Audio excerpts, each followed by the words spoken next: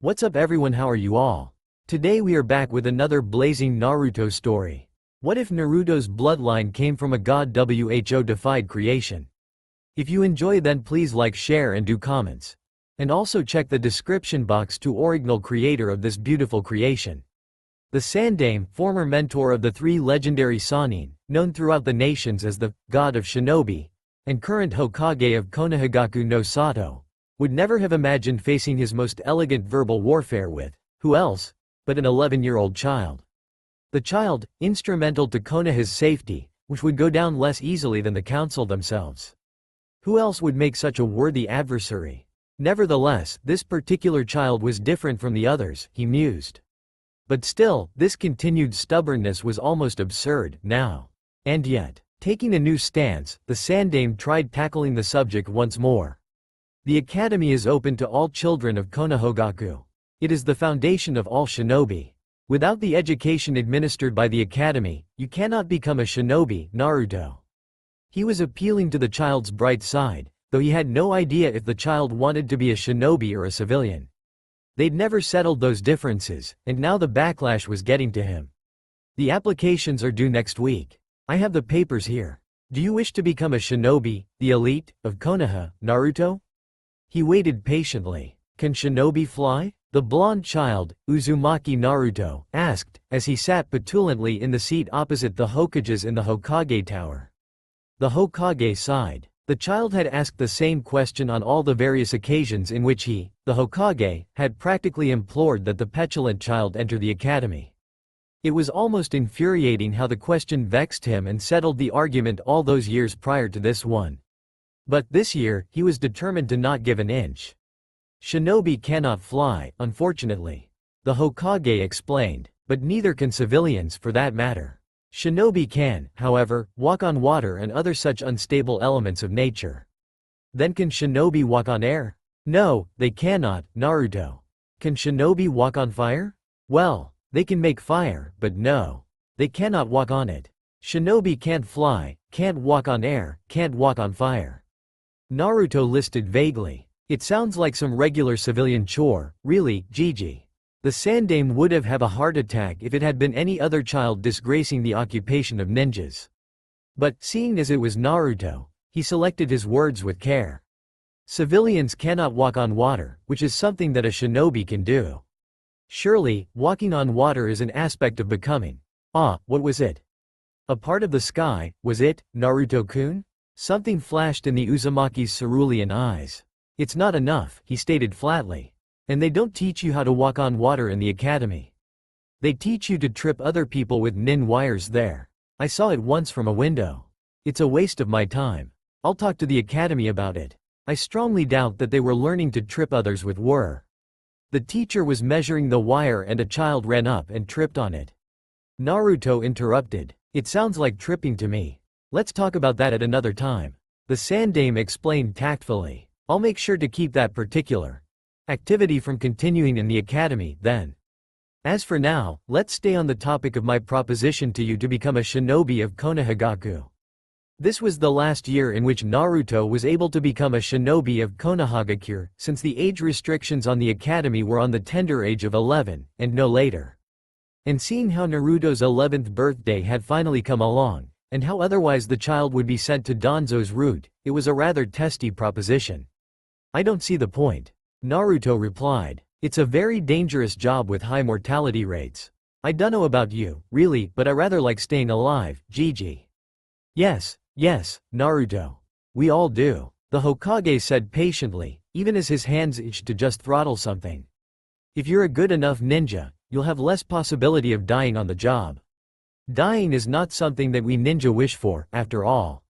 Really? I heard someone's suicidal. Or crazy. I hear that there's a whole bunch of ninja in the infirmary. Am I right, Gigi? The Sandaime's shoulders slumped in the prospect of yet another defeat at the hands of this 11-year-old urchin. It's not as bad as you make it out to be. There's always the possibility of retiring after living a nice long life as a ninja. 3 years of being a genin and retiring sounds just great, then. How about that, Gigi? The blonde's eyes twinkled with mischief. D-rank missions all my ninja career. Sounds perfectly safe and harmless to me. Most shinobi don't retire until reaching Chunin, at least. Genin seems tops for safety when being a ninja, though. Naruto frowned. Civilian life sounds just magical compared to life as a shinobi. You won't know until you actually try being a shinobi, Naruto. The Sandame replied wearily. The blonde eyed the Hokage speculatively. That's true, but it's still a very dangerous job, nay, Hokage-sama. I won't deny that the profession is dangerous, but there are the benefits to be reaped, Naruto, upon becoming a shinobi. I don't know, Gigi. I have a proposition for you. The Sandame leaned forward to voice his last thoughts. You won't die if you're powerful enough to counter the enemy's blows. And here, I can help you. And? Naruto lifted an eyebrow, clearly unimpressed thus far. In exchange for joining the academy and becoming a ninja of Konohagakure no Sato, you have my express permission to borrow any scrolls from my personal library pertaining to any jutsu of your level. Excluding those marked in red, which are trade secrets, surely you'd understand that. And, he continued at Naruto's deadpan look, you'll receive a reputable Junin sensei for when you graduate the academy, and you'll have my safety as Hokage over whatever idiocy you pull as Chunin and higher. The Hokage paused speculatively. Is it a deal? Cerulean eyes blinked up in mute agreement after a moment of hesitant pause. It's a deal. It went without saying that now, the Hokage felt not entirely at ease with the situation, especially considering how much he had given to accommodate Naruto, but he shook off the feeling. He was Hokage. What trivial matters could concern him? Have you had lunch yet, Naruto? I believe that the ramen stand that you're so fond of is still open. You're treating me to ramen? Yes, I am. A second passed, and then Naruto's stiff demeanor cracked. Yata. The whooping cry was nearly enough to deafen the elderly Hokage. Ramen, ramen, ramen. I need to retire one of these days. The Hokage mused, feeling a growing sense of dread as to the future of his wallet as the child continued shouting. But it was all for good, he consoled himself. After all, even Naruto couldn't eat so much in one sitting. Could he? Ramen, my precious. And seeing how I didn't eat this morning, I'll get to eat more now. Mwahahaha. Ramen, my sweet, my precious. Well, that was the chances of his wallet's survival going from .0001 to absolute zero. But it's all in the good of Konoha. He willed himself to believe the comforting 8 words as he slowly trudged off to the impending demise of his wallet. The poor little wallet dear. Life had not been very nice to it thus far. Karma would be kinder to it in its next life. All cleared out. Although there wasn't very much ramen before you came, you've just finished clearing this out for the day.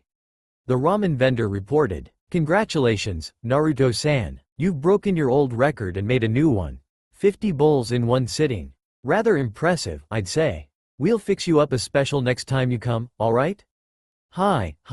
Naruto smiled, feeling the contentment of a full meal settle comfortingly on his stomach. Arigato. You should come by more often, Naruto-san. We have a wide variety of different ramen types that you'll probably like. The ramen vendor paused before slipping a piece of paper towards the blonde.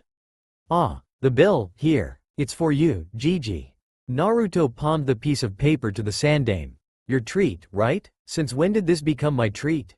The Hokage inquired, looking at the paper as if it'd explode and willing himself to not look at the amount due.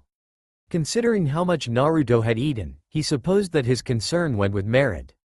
Since you offered to treat me, Naruto replied blandly. Pay up, Gigi. Sarutobi sighed, before carefully analysing the piece of paper. 2 big fat zeros stared up forlornly at him. Accompanied, of course, with another fat 300. Blinking, he wondered if he was simple dreaming of one of the zeros. It would certainly diminish the payment due. Hurry up, Gigi. The Naruto's voice called. Tuchi-san's not going to pay himself, you know. Oh, I know that all right. Cheeky brat. Sarutobi wondered briefly if he should just pull a Kawarimi and have the blonde pay for his own meal. After all, Sarutobi himself had only had 1 bowl of miso ramen. But then again, that might cause the brat to think that the ninja techniques were used only as methods of stealing and cheating, which was never good. Slowly, painfully, he retracted his hand to reach for his wallet, which practically quivered with the fear of the ones knowing of their impending demise. It's for the good of Konoha. But why did it feel like he was trying more to convince himself that it was true than anything else? Next week, the child would be the academy, he soothed his wallet. But there remained the chilling thought. How many more meals would the child eat at his cost in the meantime? That day, sitting at a ramen stand, feeling the odors of ramen, now suddenly so repugnant to him, waft in front of him, and extracting the amount due from his wallet, Sarutobi felt a familiar want to throttle turned to want to kill directed at the blonde, and for the first time in a long time, his tear glands watered up and tears wafted up in his eyes. The Henge no Jutsu is a ninjutsu that is often used to hide or conceal your identity from foreign or enemy nin. It is an E-class but is highly useful in the field of battle. Naruto yawned, feeling tears prick at his eyes in his want for slumber. The class was so exceedingly boring. He didn't know how anyone had survived these classes long enough to become ninja. The boy nestled his head so that it was propped up to some degree on his arms, but hardly visible to the teacher. Naruto, the teacher called, is the Henge a ninjutsu or a genjutsu technique? Wait, what? Repeat that. The class snickered as the teacher, Iruka, sighed. Which is the Henge? A ninjutsu or genjutsu technique? I thought you said it was a ninjutsu. Naruto replied, snapping out of his semi-conscious daze of sleep long enough to focus on the question. Fair enough. The teacher turned away, satisfied, before calling on another unsuspecting student to answer a question on the Kawarimi Jutsu. And then he promptly launched into a lesson about the history of Snow Country. And following that, Earth Country and Fire Country as the class groaned. Naruto simply slept on. Naruto? Hi, Iruka-sensei? Naruto paused, mid-step from the threshold of the classroom door. Stay behind for a moment. Hi, sensei. Naruto obliged, waiting until the other students filtered out of the classroom. What is it? Class just ended, didn't it? It's not about classes, Naruto. It's pranks again, isn't it? Naruto inquired before shouting. I didn't pull any in the last week, I swear. That stunt with the falling chairs was Konohamaru. Konohamaru. Iruka sighed. It's not pranks either, Naruto. Then, what is it, sensei? Naruto blinked in confusion, his moment of acting gone as quickly as it had come and replaced with curious confusion. The graduation exam. Naruto's eyes cleared. What about them? Hokage-sama told me that you're not exceptionally keen on becoming a ninja. The teacher turned his gaze away. From that, I don't know if it's irrational or not, but I get the impression that you'll sabotage your own participation in the exams. That's all you wanted to talk to me about? That's not all, Naruto. Well, actually, it is. But that doesn't mean that this is supposed to be taken lightly. Flunking intentionally is looked down on in the academy. If I find that you didn't make a good effort, don't bother, Iruka-sensei. Hokage Gigi already drilled this in my head. I'll be fine, don't worry. The blonde waved off his concerns. Just wait till tomorrow, sensei. I'll show you I can pass. Really? Iruka held his gaze a moment longer before relenting. I bet you will, Naruto. Now, you can leave. A brief moment later, the room was devoid of a certain mischief-making 11-year-old child, and the teacher, left behind as the sole occupant of the room, sighed. I never imagined that Gigi's library would be so helpful. Naruto mused quietly in speculation as he glanced down at the scroll with the information necessary for the Bunshin. It's like a mine full of info. The past year, he'd been practically living here, soaking up the information that this vault of information had to offer. And it seldom disappointed him, often showing him a dazzling jutsu that was required for the academy just in the nick of time. Who would concentrate in class when all the information he ever needed in life was here, anyways? Bunshin, let's see. Naruto scanned the contents of the scroll. This is it? Seriously? A hand seal and a dash of chakra. Wow, what a joke. Cerulean eyes speculatively eyed the scroll placed by the Bunshin. Gigi should stock up more on useful jutsu than this stuff. Wonder what this scroll is, though. He tipped the other scroll back from the shelf. Kage Bunshin no Jutsu. Naruto shrugged. Well, as long as it's better than the regular Bunshin. Let's see what it says. Kage Bunshin no Jutsu is known for being almost exclusively contained in the Leaf Village, Konohagaku no Sato. The jutsu allows solid clones to be made by the user, in contrast to the illusionary clones created by the Bunshin no Jutsu.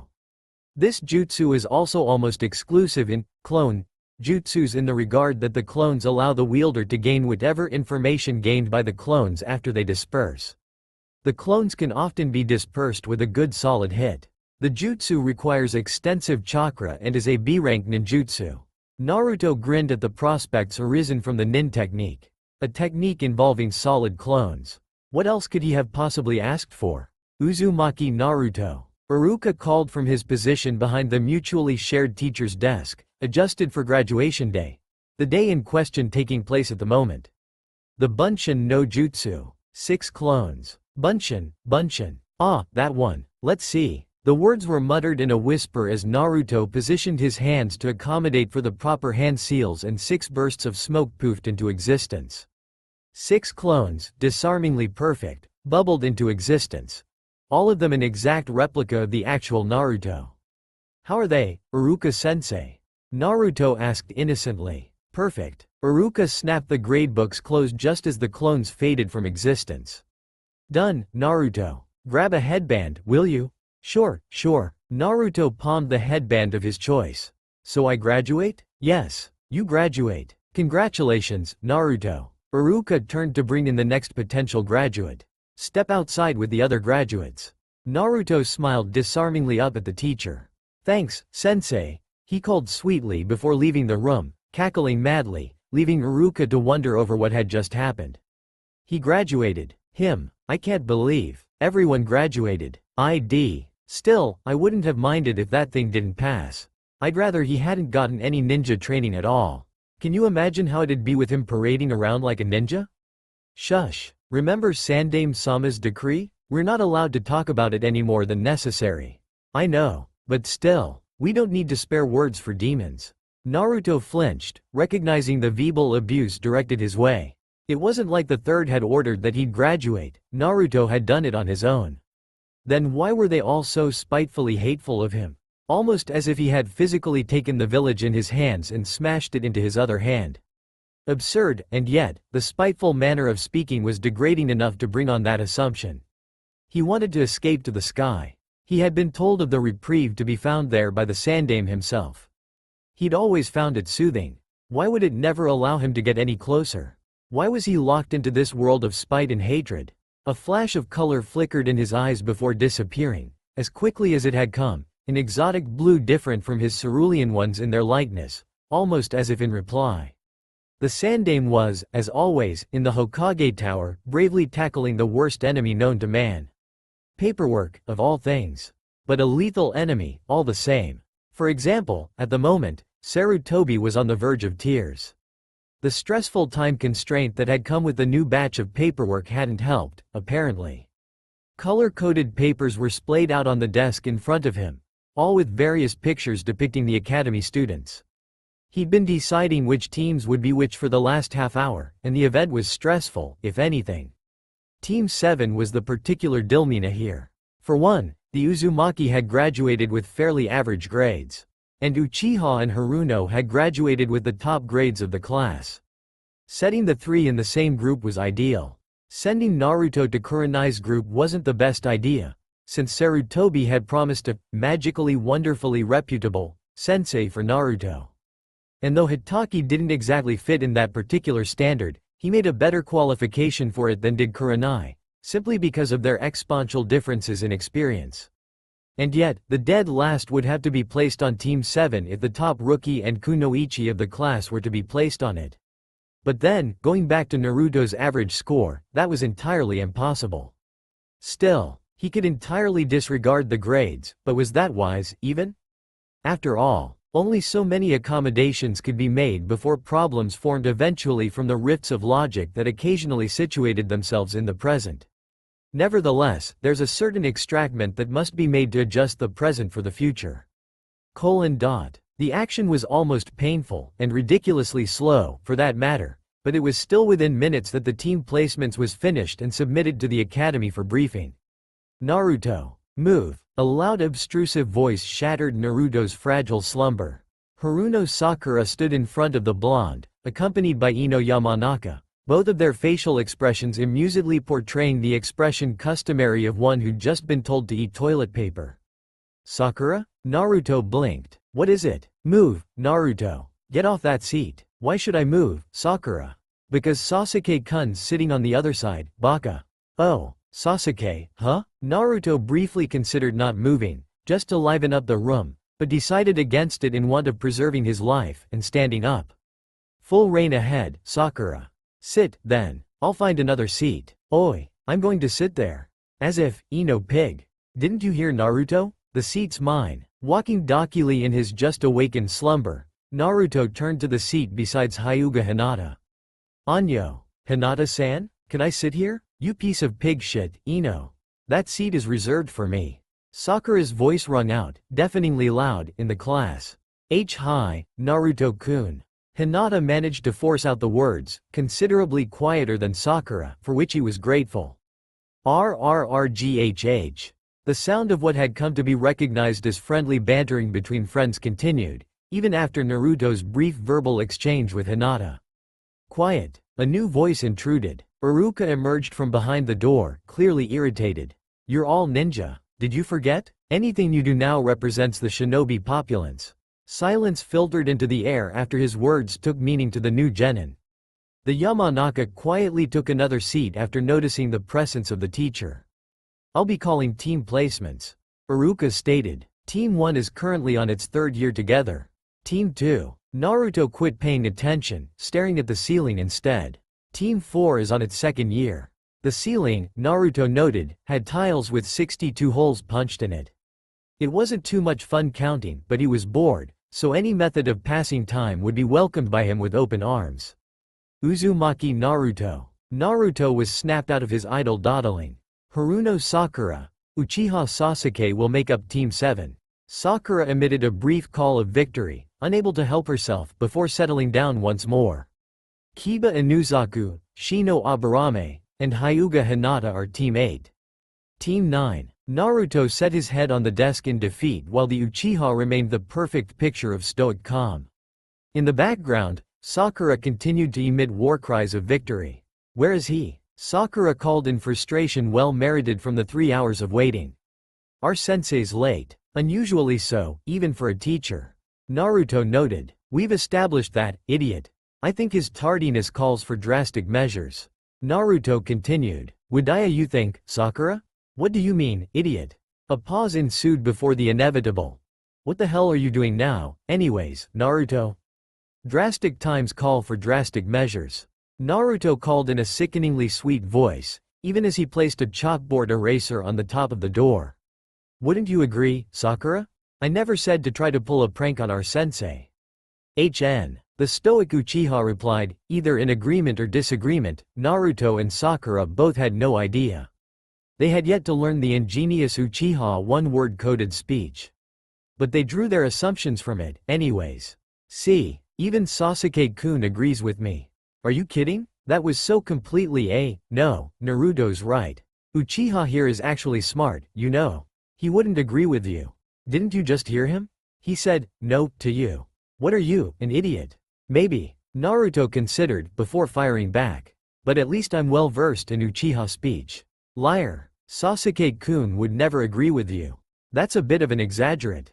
Exaggeration, yeah? Let me tell you what an exaggeration Sakura paused mid-speech. Wait a minute, I just heard something. Even as she spoke, the door squeaked open, and a figure, taller than the three of them and bearing a clear resemblance to Junin, or a person of power, stood behind the door in frank boredom. The figure bore a Junin vest, a face mask, and unusual gravity-defying silver hair. That was as much as Naruto was able to process before the figure stepped into the room, at least. Only to have his hair caked in chalkboard dust as the eraser fell on his head. Sensei? Sakura called uncertainly, too surprised by the unexpected lack of movement to utter anything else. Blinking at the new stifling cloud of chalkboard eraser-induced smoke, she called, Are you okay? Let's see, my first impression of you three. The figure paused deliberately and thought. Is that I hate you? Meet me on the roof. And then he disappeared in a poof of chakra-enhanced smoke. Silence ensued and then Sakura turned on Naruto. Look, now he hates us. Gee, thanks a lot, Naruto. Hey, at least we know what he's like, don't we? Naruto asked testily. Well, see? No harm done. Come on, Sakura, Sasuke. He said the roof. Yeah, guess so. Not surprisingly, by the time that the three had gone up to the roof, Their sensei was already there, perched on the edge of the building. Let's start with introductions, then. Their teacher stated once they had settled down, such as your name, likes, dislikes, hobbies, and goals. Anyo. Sensei? Sakura called timidly, looking up at their potential teacher from under a veil of pink hair. Could you start to give us an example? The man nodded, unfazed. My name is Hitaki Kakashi. I have a few likes and dislikes, both of which are none of your business. I have quite a collection of hobbies. Dreams for the future. He trailed off thoughtfully before turning his attention to the others. Start. My name's Haruno Sakura. I like. Sakura stole a glance at the Uchiha. My hobbies are. Again, another furtive glance and her cheeks reddened in a blush. My dreams. And again, a quick turn to the Uchiha and she muffled a call of adoration between her hands. I dislike Pig, though. I can tell that this is going to be fun. Kakashi turned to Naruto. And you? My name's Uzumaki Naruto. I like the sky, really. I dislike waiting the 3 minutes for packaged ramen to boil. My hobbies include gazing up at the sky. My dreams for the future is to become him. The skies. He smiled serenely at the Hitaki. Rather interesting character, despite the physical improbability of his dream. And you? He motioned deliberately towards Sasuke. My name is Uchiha Sasuke. I have few likes and many dislikes. I have few hobbies and my dream. No, ambition. For the future is to revive the Uchiha clan, and to kill a certain man. As was only expected, Hitaki mused ideally as Sakura stared at the Uchiha, profound awe in her gaze. Alright, a new briskness entered Hitaki's voice as he stood against the rail placed conveniently at the far edge of the building. Let me tell you three now about the true genin test. The night was all but quiet as the insects outside chirped in a manner reminiscent of crickets. But for once, the noise was welcome to Naruto as a pleasant distraction. His team was a source of profound mystery. Sakura with her crush on Sasuke and yet that timidity regarding her physical features, forehead especially. Though that mystery could be quickly deciphered, it was better to just wait for confirmation. Sasuke was another thing altogether. He spent a majority of his time in the academy brooding and sulking. And occasionally, his eyes hazed over with the gauze of the past, a painful past, apparently, according to the 59th book to the left side. Section AB-12 of the Sandame's library about ocular abnormalities regarding emotions. A mysterious past. He was the type that girls swooned for, but he was far too wrapped up in his past to notice. And his words, his ambition was to kill a man. Depressingly mysterious, really, but he was his teammate. Naruto had to brace himself to endure it. And then there was Kakashi. Mysterious and dark in a light similar to Sasuke's own, but having learned to put up a mask of indifference, perhaps integrating it into his personality, even. Perhaps, he had yet to know the full functions of the team, after all. It had only been their first day. A dysfunctional group that couldn't operate a single day with all of them and him, as well. Much less survive as a team. Glancing up at the sky above him, Naruto wondered how long his apparent team could survive with such stark differences. And, after musing ideally over the matter and coming up with a solution, he smiled vaguely, satisfied, up at the night sky. I'm in position to capture the target. Same. Naruto turned to the unassuming shadow lurking by the trees. In both position and capturing. Alright, the bored drawl of their mutual teacher called. Go. A flurry of movement took place by a clearing of trees, and then Naruto emerged, triumphantly holding a cat with a wide satin ribbon wrapped securely on a darkly tinted ear. Target captured, Naruto reported. Confirm the target. Does it have a ribbon on its right ear? Hi, it does. Alright, the headset they were wearing crackled with static. Mission, capture lost pet. Tora, completed. Let's head back. Sensei? The headset crackled to life once more and Sakura's voice emitted from the earpiece. Can we get a better mission on going back? Static buzzed in their ears for a moment before the reply came. That depends on what they have up there now, doesn't it? That's a no, isn't it? Let's just head back, shall we? Kakashi suggested. The Uchiha grunted his approval. Tora-chan, AAR. And you wonder about the forms of animal cruelty out there in the world, Naruto murmured thoughtfully, as he witnessed the impromptu strangling of Tora via vice-tight grip by the Daiwaimo's wife. It deserves it. Sakura replied dismissively. That's a bit cruel, isn't it, Sakura? I mean, if you were the cat, you'd probably run away too. But I'm not a cat, Naruto. I meant metaphorically. Ca. Alright, the Sandame interrupted them, exhaling on his pipe as he did so. Tendrils of smoke escaped into the room. Another completed D rank, Team 7. Congrats. Your next mission is either to babysit Yuki's children or pull weeds from the Aburame clan's garden. Anyo. Sandame-sama? Sakura interjected hesitantly. Aren't there any other missions we can take? Any higher missions, maybe? I second that, actually. Naruto remarked. No genin team can advance successfully when given only menial chores to do. No, your team is only beginning to grasp the basics. D-rank missions are a necessity to build up your foundation as a team. The Sandame explained. Then you can take C ranks until advancing to Chunin. At the moment, however, your rank and experience merit D-rank missions. But, Gigi, we've done nothing that merits teamwork in D-rank missions. Chasing cats are something that civilians can do. If you give us a mission that merits teamwork, we'll grow to be a better team. Idiot. Quit questioning Hokage-sama's orders. Iruka-sensei. Naruto wailed dramatically. How could you side with Gigi? Because he's right. And call the Hokage by his proper title, Naruto.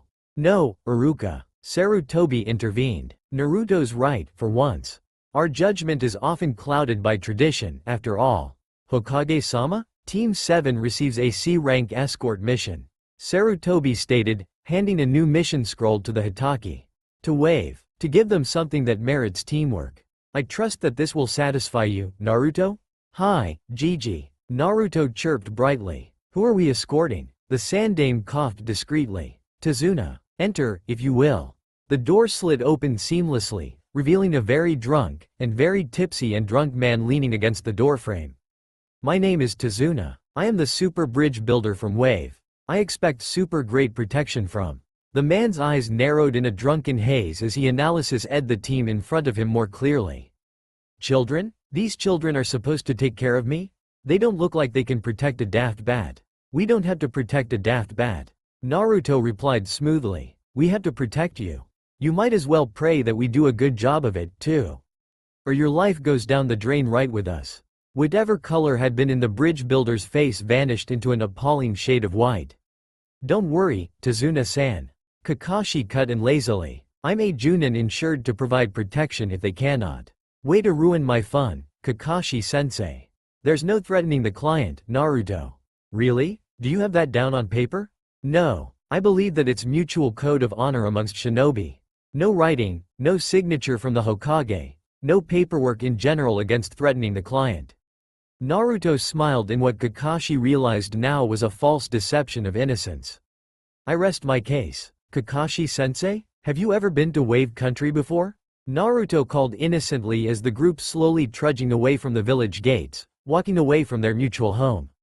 Yes. Kakashi paused. Why? Just curious. Naruto shrugged. How is it there, anyways? I didn't have time to stay and observe the scenery. Kakashi replied dryly. I was on a mission. You'd have some idea of how it's like, sensei.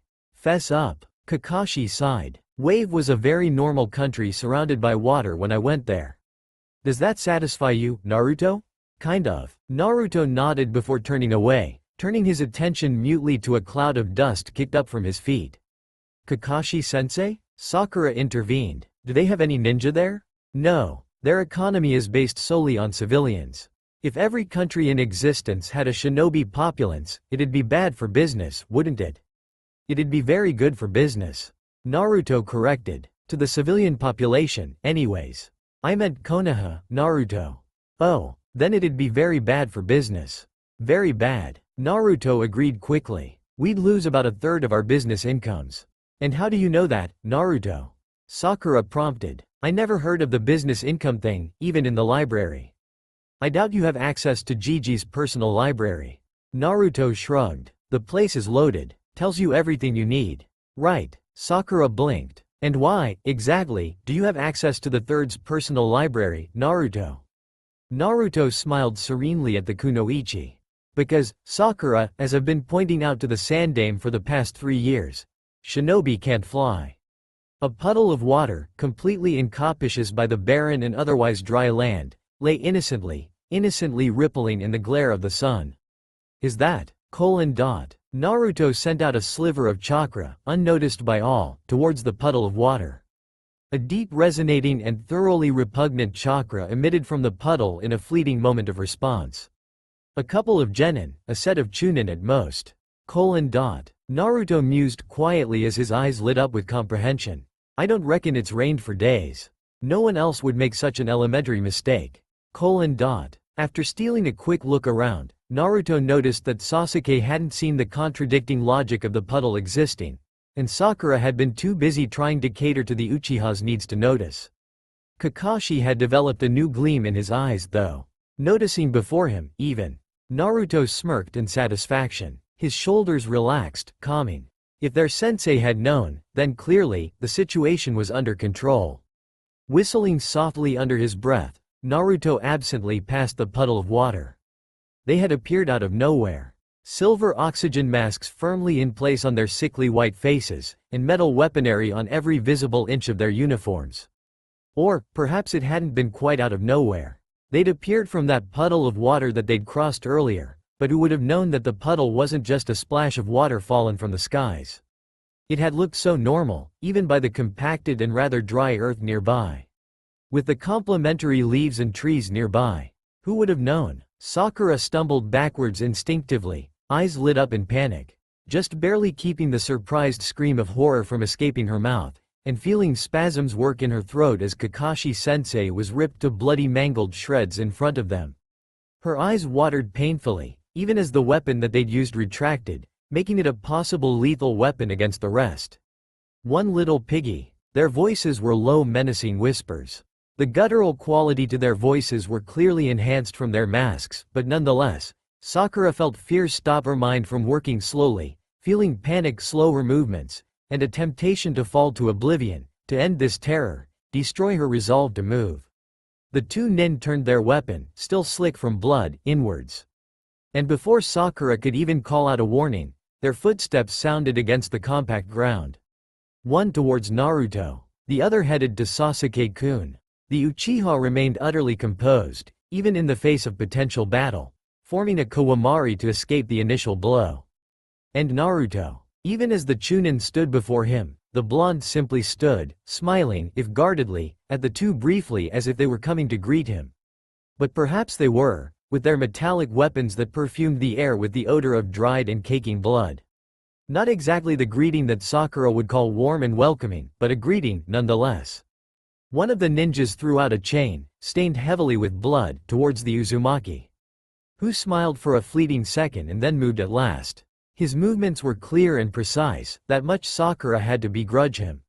Leaping a good 2 feet above the barbed chain, and driving a kunai through one of the links, pinning it on the ground.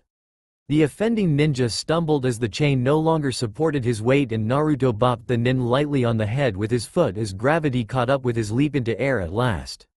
And then Sasuke tackled the other ninja, trapping the other in a maze of shuriken and kunai. And she stood there, useless. The word drifted to her, even in this petrified state of being. But wasn't it logical only to be afraid? Sasuke-kun would be so disappointed. Something in her mind clicked. The foundational rules of being a ninja was to invite the possibility of death on missions, wasn't it? And yet, Ad missed the carnage of death. Adrenaline pushed through her veins, breaking the stiffness in her muscles with apparent ease.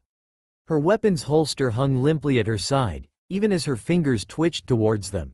Muscles spasming once more in that irregular attempt to fuel the adrenaline, allow something on her behalf to occur. Making up her mind, she dislodged a kunai from her holster and went to join Sasuke. Naruto felt the enemy shinobi's blood spill from a new gash, cutting open a new ribbon of red. Crimson-red droplets of the substance lingered briefly in the air, defying gravity for a breathless second before splattering on the ground.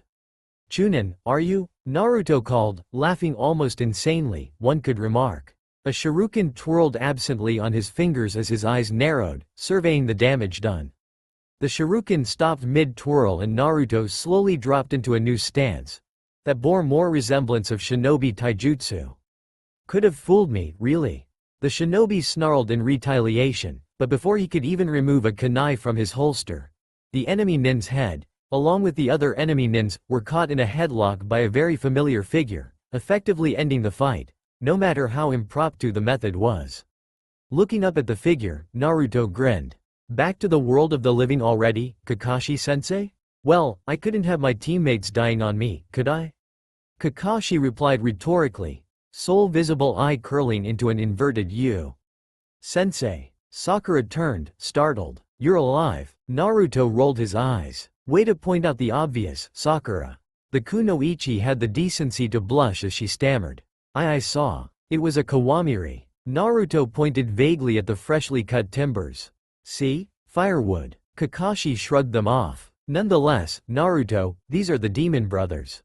He stated, indicating the two enemy nin. Chunin. From Kiri. An interesting trait integrated in Kiri nin are that they're practically programmed to fight to the death. And you let us fight them?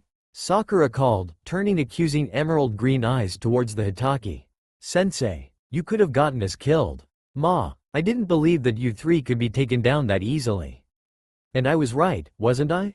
Kakashi replied soothingly. I wanted to check something, anyways. After all, I had to check if the brothers had been after us ninja, or after our client. And we have our answer now, don't we? Tazuna. Sakura breathed softly in revelation. But that doesn't make sense. This was a C rank. It wouldn't make sense. Kakashi agreed. Unless, of course, the client's been lying. The four turned on the lone civilian amongst them. Spill it, Tazuna-san. Naruto smiled disarmingly at the man. What have you been hiding from us thus far? I'm just dying to know. Interesting choice for a metaphor. Sasuke muttered. So, Tazuna. Kakashi's overly false cheerful demeanor seemed to loom over the bridge builder. Why would a set of Chunin be set after you? Cowed by the intimidating presences in front of him, Tazuna gave in. Let me tell you the truth. Wave is, in reality, a very poor country, he stated. It hadn't always been so, though. The man paused for a moment of reflection. Have any of you heard of a man named Gato, by any chance? Gato? Kakashi inquired. The multi-millionaire? Yes, him. Tazuna's eyes involuntarily darkened. Most of his money comes from shady dealings. Many of his employed workers are missing nin. Wave came to know that a few years back, when Gato decided to secure Wave for himself. The bridge that I'm completing is the key to Wave's future. With it, Wave will be able to trade and maintain contact with other lands again and thus, remove Gato's rule from our country. The idea isn't going over so well with Gato, though. So he sent thugs to kill you. Naruto supplied, nodding in the direction of the Kiri demon brothers. Right, Tazuna-san? The bridge builder nodded in resignation. And since, as I said earlier, Wave's economy's hit bottom, you can imagine why this was set as a C rank. A mute emphatic silence took hold for a few minutes, before Kakashi spoke. So, at best, this mission would have been ranked a B class. Are we going to go back to the village, Kakashi-sensei? Sakura called hopefully. We can readjust the mission rank. Do something, at least, back at Konoha. No, Naruto interrupted cleanly. Tazuna-san wouldn't be able to afford the costs of a B rank. His only chance is staying on this mission. But, Naruto. Sakura called, aghast. Didn't you just hear Kakashi-sensei? This mission could kill us, and if Gato learns that the demon brothers didn't succeed in killing Tazuna, don't you think that he'll start sending nin higher than Chunin level? Naruto glanced sharply at the kunoichi. Don't place the life of others at less value than your own, Sakura. He replied smoothly. You're a ninja now, aren't you? Your life is now strictly dedicated to your missions. Or, at least, that's what Gigi told me. Naruto shrugged. Nonetheless, I'd like to stay.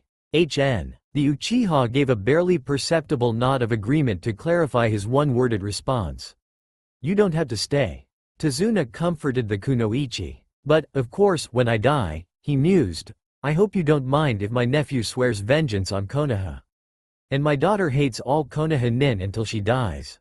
And, of course, you won't be to blame if Wave falls to Gato because you Konoha nin couldn't be bothered to help us. It's only natural. What the hell? It's not your fault. Sakura squirmed under the pressure. No, it's alright, Tazuna-san. I'll stay, too. Seems like we're all staying. Kakashi noted. Consider yourself lucky, Tazuna-san. Naruto advised. I do. Tazuna reassured him as they headed to their destination once more. After all, I won. I spy a tree. A big one, with leaves on it. Oh, shut up, Naruto. There's a whole bunch of trees with leaves here. Now quit messing around. But I'm testing my observational skills as a ninja, Sakura. Naruto protested. Surely, you can't deny me that right. What if we get attacked and I die because I hadn't honed my skills at observation? Well, fine, but I'm glad to see that we've come to an agreement. Naruto intoned, before turning away. I spy the sky. To be frank, Naruto was bored. But it was a tidbit of information he would never share with Sakura, even under pain of death. His impending demise, he had realized, would come shortly after. And thus, he had brought up the childish game known by all academy students as a favorite pastime, though by now, it was quickly growing old. And thus, it had a double impact. It relieved Naruto of his boredom and, if he was correct from his inspections, it was annoying the others. Everyone sees the sky, idiot. Fine. Naruto huffed. I spy a scarecrow. Ha ha. Very amusing, Naruto. Kakashi inserted dryly before ambling on. Sensei's right, you know. Sakura huffed. Can't you be serious for once? I am. Naruto protested. Look, I spy a winter rabbit. A what? Sakura called angrily. You idiot, it's the middle of spring. It's probably just a regular brown rabbit, so quit joking around. No, really, Sakura. It has white fur, and everyone knows that white rabbits are winter rabbits. Wait a minute. Sakura's eyes narrowed at the innocent creature on the road. I think you're right. Aha, I told you. Shut up for a minute, Naruto. Sakura barked. But, odd. Sakura stepped tentatively towards the rabbit, in an attempt to not frighten the creature off. Her eyes softened. I never saw such a pure white on rabbits in the spry. She never got to complete her sentence as the fatal sound of a weapon cleaving through air at breakneck speed hummed quietly in their ears, if only briefly. Kakashi was the first to act. Everyone, duck. Not surprisingly, everyone complied with the order. Naruto felt the brittle edge of the blade cut across the air as he ducked beneath. A surprisingly strong gust of air swirled above him. Rising at last, Naruto smiled absently at the opponent. Kakashi, also having straightened up, narrowed his eyes. Zabuza Momoichi, from the hidden mist. Hitaki Kakashi of the Sharingan. The figure returned. It's no wonder the demon brothers failed against you. From the corner of his peripheral vision, Naruto noticed the Uchiha reflexively dislodge a kunai. Apparently, Kakashi noticed it as well, since he turned his attention from the enemy nin for, if only, a millisecond. Don't bother, Sasuke. His voice strained to retain a casual demeanor. He's on a complete different level than the brothers. You wouldn't stand a chance. Even to me, he's a formidable opponent. As he spoke, he reached for his headband, pulling it up from his left eye. If looking by vaguely, Naruto mused, you could almost say that Kakashi's left eye was normal. That you didn't know why he kept it hidden. Until, at least, you saw the dangerous swirl of red that substituted the normal black of his pupil. Revealing the Sharingan so early? Zabuza's voice, though muffled as it was by the cloth covering his mouth, loomed eerily in the utter silence. I'm honored. Sharingan? Sakura's startled voice broke in.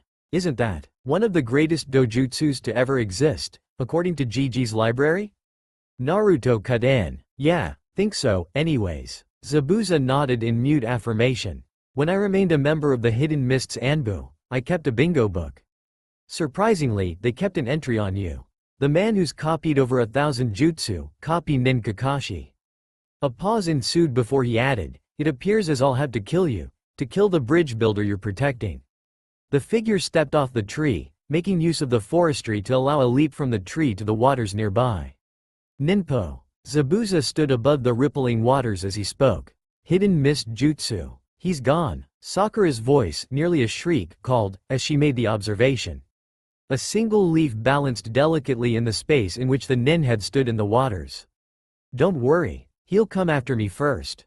Kakashi's voice called, sounding oddly as if attempting to soothe the kunoichi with the ominous words. But still, be careful. The genin stiffened as the mist thickened while their mutual teacher spoke. 8 choices. Zazuba's voice echoed ominously in the silence.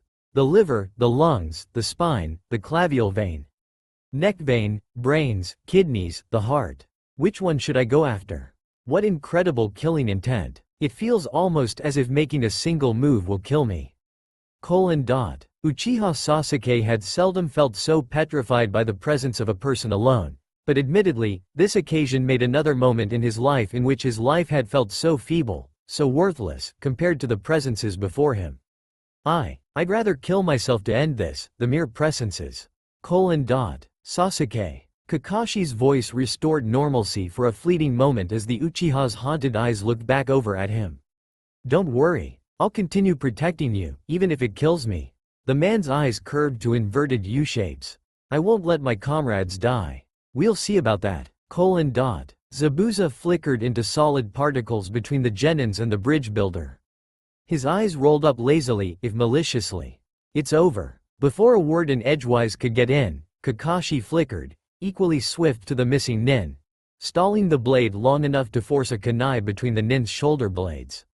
The nin exploded into water, and another design of the figure appeared behind the Konoha nin, cleaving the nin in half, who, simultaneously, exploded into water in a manner resemblant to the enemy nin's earlier clone. Don't move. Amidst the sound of water clashing on water, a new familiar voice intruded. Kakashi appeared behind Zabuza, holding a kunai to the enemy nin's throat. It's over. It's over? The nin repeated. You just don't get it. There's no way you can defeat me with your monkey-like imitations. But still, the man paused for a moment of reflection. It was impressive of you. At that time, when you had already copied my water clone jutsu and diverted my attention by having me believe that the clone was you, while actually hiding to wait for an opening. Impressive, but, as I said, it's not so easy to kill me. The figure splashed into water once more, revealing him to be another water clone, and Zabuza appeared behind Kakashi once more. Kakashi ducked from the initial blow, only to fall into the waters nearby. The water seems heavy, almost. The Hitaki mused, almost as if. Fool. The mist nin flashed through a series of hand signs. Suiro no Jutsu. A bubble of water surrounded the Hitaki in what appeared to be a makeshift prison composed entirely of water. You may have been trying to escape through the water, but it was a miscalculation on your part. Zabuza formed a one-handed seal. We'll finish things between us later, Kakashi. First, I'll deal with the brats. Mizu Bunshin no Jutsu. An unassuming blob of water appeared in front of the genin and the bridge builder, morphing slowly into a replica of Zabuza in the figure of a water clone. You three. The clone chuckled darkly, looming precariously as a blob of morphing water as it approached the genin. Wearing forehead protectors and acting like ninja. But a true ninja is someone who has survived numerous brushes with death. In other words, only after you've been listed in the bingo book are you good enough to be called ninja. Thus, none of you three should be referred to as nin. The clone disappeared briefly and something retracted with Naruto as he went flying backwards, struck by the nin. His headband, discarded, was left on the ground. Pain blurred his vision briefly before his sight rightened itself, in a manner resembling the rightening of a vision lens. Everyone. Kakashi barked, voice distorted from the water but still clearly recognizable. Take Tazuna-san and run. As long as I'm trapped in the water prison, Zabuza can't move, and the water clone can only move so far from the original. Naruto stood slowly, even as spasms of some substance akin to fear, he'd muse later, shook his frame. Pain flashed in his eyes, but he ignored it all to survey the situation. They were hopeless. They had lost even though the enemy nin hadn't brought them down yet. They were children in the field of battle, what did they know? And yet, there existed that spasm of hope. The childish naivety that claimed that he was a child, he couldn't die. He'd never wanted this fate. I never wanted to be a shinobi. Shinobi couldn't fly, couldn't walk on water. What was the use? Glancing at his surroundings, he felt an answer distantly ring at his conscience, too far away to be recognizable but close enough to know that it was an answer, despite him being unable to access it as it irked him, drifting along the edges of his consciousness. He settled on a temporary makeshift answer. I never wanted to be one, but I became one. That alone seals my fate. Sasuke? Naruto called, keeping his voice otherwise calm, despite the adverse circumstances.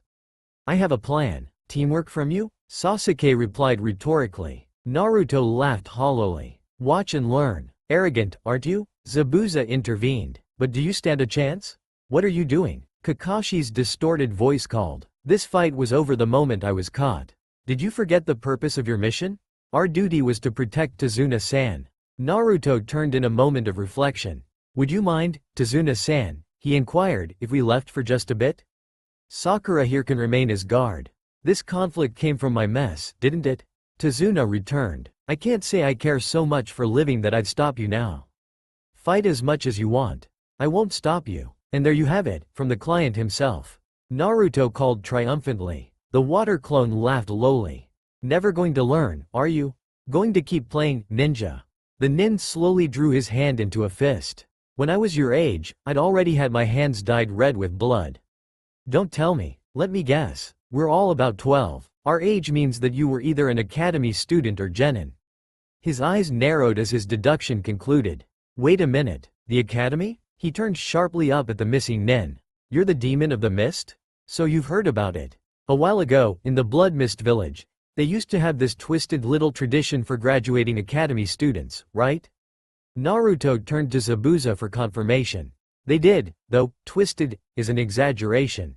Graduation exam? Sakura repeated, confused. What is it? The hidden mist used to pit academy nin against each other in fights to the death.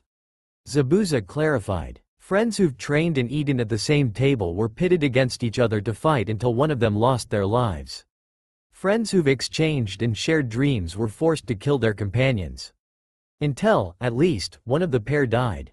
Of course, 10 years ago, the Hidden Mist's graduation exam was forced to change. Kakashi countered. The year after a devil appeared. Devil? Sakura asked. What did this devil do? A small witless wonder of a squalling brainless child without any shinobi training and conditioning came up and killed all the graduating children. It's said that the grounds of the academy are still stained with blood from that incident. Naruto shook his head in wonderment. That witless wonder. I should have known. It must have been you, Zabuza Momoichi. It was fun, killing the brats. Zabuza remarked. One of my most memorable moments, wasn't it? If we're not shinobi, then what are we, Zabuza-san, since you've had so much more experience than us in these arts? Naruto paused for a moment to recollect his thoughts from his brief thoughts. In between the cross of shinobi and civilians, perhaps? Sasuke-kun. Sakura's voice broke his stream of thought, and Naruto observed Sasuke coughing up blood as the mist nin kept him pinned underneath his foot. Naruto crossed his hands in a hand sign now familiar to him, instinctively, at the sight of peril. I was hoping to keep this in storage, but there's no use. Chakra surged up within him, to finalize the ninjutsu. Kage Bunshin no Jutsu. Tendrils of smoke wisped around him as clones in the replica of himself formed around him. Appearing by the dozens, they finalized themselves to be in the quantity, if counted dutifully, of 30. At an unseen signal from an invisible angle, the clones all turned to charge at the mist nin. Sasuke stood, maintaining his position as he held the opened Fuma Shuriken in hand. Kage Fusha. Kage Shuriken no Jutsu. Shuriken won't work against me. Zabuza drawled lazily, observing the shuriken as it swerved away from the water clone. Though you have the sense to aim it at the real me. Naruto stilled. He'd transported the shuriken in which a clone of himself was hanged to Sasuke via Kage Bunshin. And then, the rest was up to the Uchiha, wasn't it? But it isn't enough to beat me. Zabuza finished as he leapt into the air to avoid the shuriken and deftly taking the weapon in his free hand. Visible now was a second Fuma Shuriken behind the first Fuma Shuriken, swiveling the avoid the water clone and headed towards the real Zabuza as well. A second shuriken in the first one's shadow? Zabuza called. A new note of surprise lit up his voice, even as he leapt to avoid the shuriken. Sorry, but it's still not good enough. But even as the nin had leapt to avoid the second Fuma Shuriken, the second burst into a cloud of smoke, morphing into Naruto once more as the henge dropped. Pivoting in midair, Naruto threw a kunai at the mist nin. Zabuza barely avoided it, not avoiding at all, really, as a thin line of blood drew itself below his eyes from a cut issued by the kunai. A moment of pause took hold, and then Naruto, still turned towards the waters and yet not falling quite yet through its depths, smiled serenely and burst into a cloud of smoke. A mere cage bunshin. A cage bunshin from a genin. A genin's bunshin had been all it took to draw first blood on the demon of the mist. The feared mist nin turned rogue. A vein throbbed on Zabuza's forehead. Back with Sakura and Sasuke, the real Naruto grinned. Water splashed from the lake in torrents, startling the genin and bridge builder in their utter unexpectancy and ferocity. The fight between the Junin had resumed after the brief interruption, and the two were now exhibiting abilities that Naruto had never known could be construed before. Naruto blinked as another surge of water propelled Zabuza from the waters, throwing him against a tree and pinning him with kunai against the bark. "It's over," Kakashi called from his perch atop one of the tree's branches. "How?" Zabuza gazed into Kakashi's unrelenting stare, fearful for once. "Can you see the future?" "Yeah." The Junin dislodged a kunai in retaliation.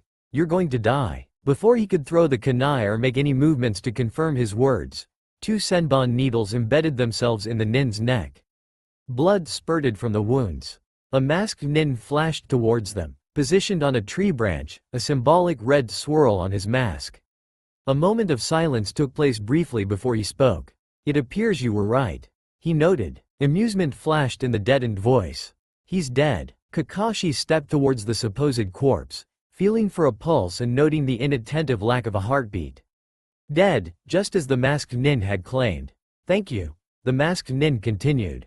"I've been searching for the opportunity to kill Zabuza for a long time." "That mask," Kakashi noted. "You're a hunter nin of the mist." The figure paused in a moment of deliberation. "Correct, hunter nin?" Sakura repeated. "Yes," the nin confirmed. "My duty is to hunt down missing nin. I am a member of the Mist's hunter nin teams." The masked nin flashed towards the corpse. Faced with a mute audience, the hunter nin paused before continuing. "Your battle is over. I must dispose of the body now." The nin performed a one-handed seal. "Farewell." He disappeared in a swirl of leaves. "What was that, sensei?" Sakura inquired, turning on the Junin. "That ninja took away Zabuza's corpse, as he designed to do." Naruto replied. "All hunter nin are supposed to do that. Kakashi sensei'll explain it later. I dunno if I feel like it." He shrugged. "Now," Kakashi called conversationally as he lowered his headband to cover his left eye once more. "We have to get Tazuna-san back home. Let's go." "Ha ha ha ha." Tazuna laughed awkwardly. "Super thanks, guys. When we get to my place, you can relax for a while." "Auri." Sakura's reply was broken by the sound of a heavy object falling. "Sensei? What's wrong, Kakashi-sensei?" Naruto inquired, as he watched the man fall. "Kakashi-sensei? I've used the Sharingan too much. My body won't move." Kakashi reflected briefly, before calming his worries. The rest of the team would be able to understand the situation and take proper measures, wouldn't they? After all, they were ninja, if only at genin rank. "Guys, I think sensei's been poisoned," Sakura exclaimed. "Zabuza must have gotten him earlier in the fight." "Sensei? Sensei, can you hear me?" "Sakura?" Naruto called weakly. "I think it's just chakra exhaustion." "Shut up, Naruto. This is my field of experience." "He's been poisoned." Sakura snapped viciously, quickly destroying the last of Kakashi's hopes for immediate transpiration. "Sasuke-kun, get some herbs." "Well, they'll take proper measures in the end, anyways." Kakashi thought comfortingly, as he tried to make as much use of the solid ground as he could for comfort. Obviously, this would take a while. "Are you alright?" Tsunami, Tazuna's daughter, spoke. A frown marred her features as she spoke to Kakashi. They had eventually made their way back to Tazuna's home, due to Naruto's persistent whining that going to Tazuna's place was the best course of action to take. And now, the able members of the group stood as Kakashi remained on the floor, bedridden. "Yeah," Kakashi confirmed, "though I won't be able to move for a week or so. The Sharingan's incredible, but it takes too much out of a person." Sakura mused from Kakashi's side. "It's something you don't want to use too often. And it's something that you ought to look up a bit more thoroughly." Naruto muttered bitterly under his breath. "Of all the ridiculous. You spent an entire hour trying to force herbs down his throat, and now that the actual cause is known, you're..." Well, considering how we defeated a nin that was that strong, Tazuna called, cleanly interrupting Naruto. It'd be best if Sakura didn't hear the blonde kid's musing, right? We should be safe for a while. Speaking of which, who was that masked kid, sensei? Sakura inquired. That mask is worn by the Hidden Mists Hunter Nin teams. Kakashi explained. They're also known as body erasers, since their duty is to dispose of shinobi bodies without a trace. Because the bodies of shinobi contain secrets of the village's ninjutsu, taijutsu, and genjutsu, along with other such classified information. Naruto elaborated. For example, Sakura, if I die, the secret of awesome blonde hair origins can get out.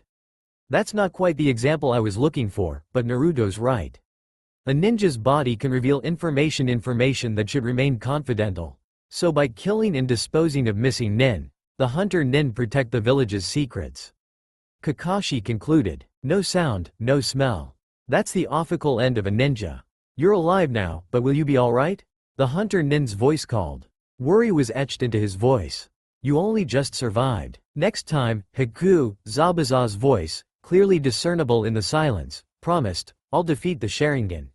Silence ensued, as the masked nin, now clearly in league with Zabuza, nodded sharply and set off once more. Sunlight streamed through the thick foliage overhead, clearing their visages and their identities to both be exactly as their voices discerned them to be. We have a complication, Kakashi called cheerfully. Can anyone guess what it is? Naruto stared disinterestedly at the team's mutual teacher. Just spill it, Kakashi-sensei. No one wants to take a guess? Kakashi called hopefully. Pity. Kakashi-sensei, I'm going to hurt you if you don't spill it. Naruto smiled disarmingly. So what is it? This complication of yours? Kakashi, astonishingly, decided to fold. Hunter nin usually dispose of the bodies of their victims where they're found, as I'm sure that you're already aware, Naruto. So what? Sakura said dismissively. How did that masked nin dispose of Zabuza's body, Sakura? How do we know? The masked guy took the body with him. If he needed proof of killing Zabuza, he could have just taken the head.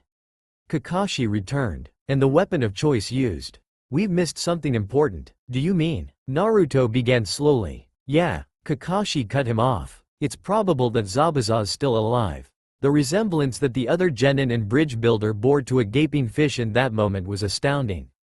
Kakashi-sensei. Sakura shouted, nearly upsetting the table. You checked and said he was dead, didn't you?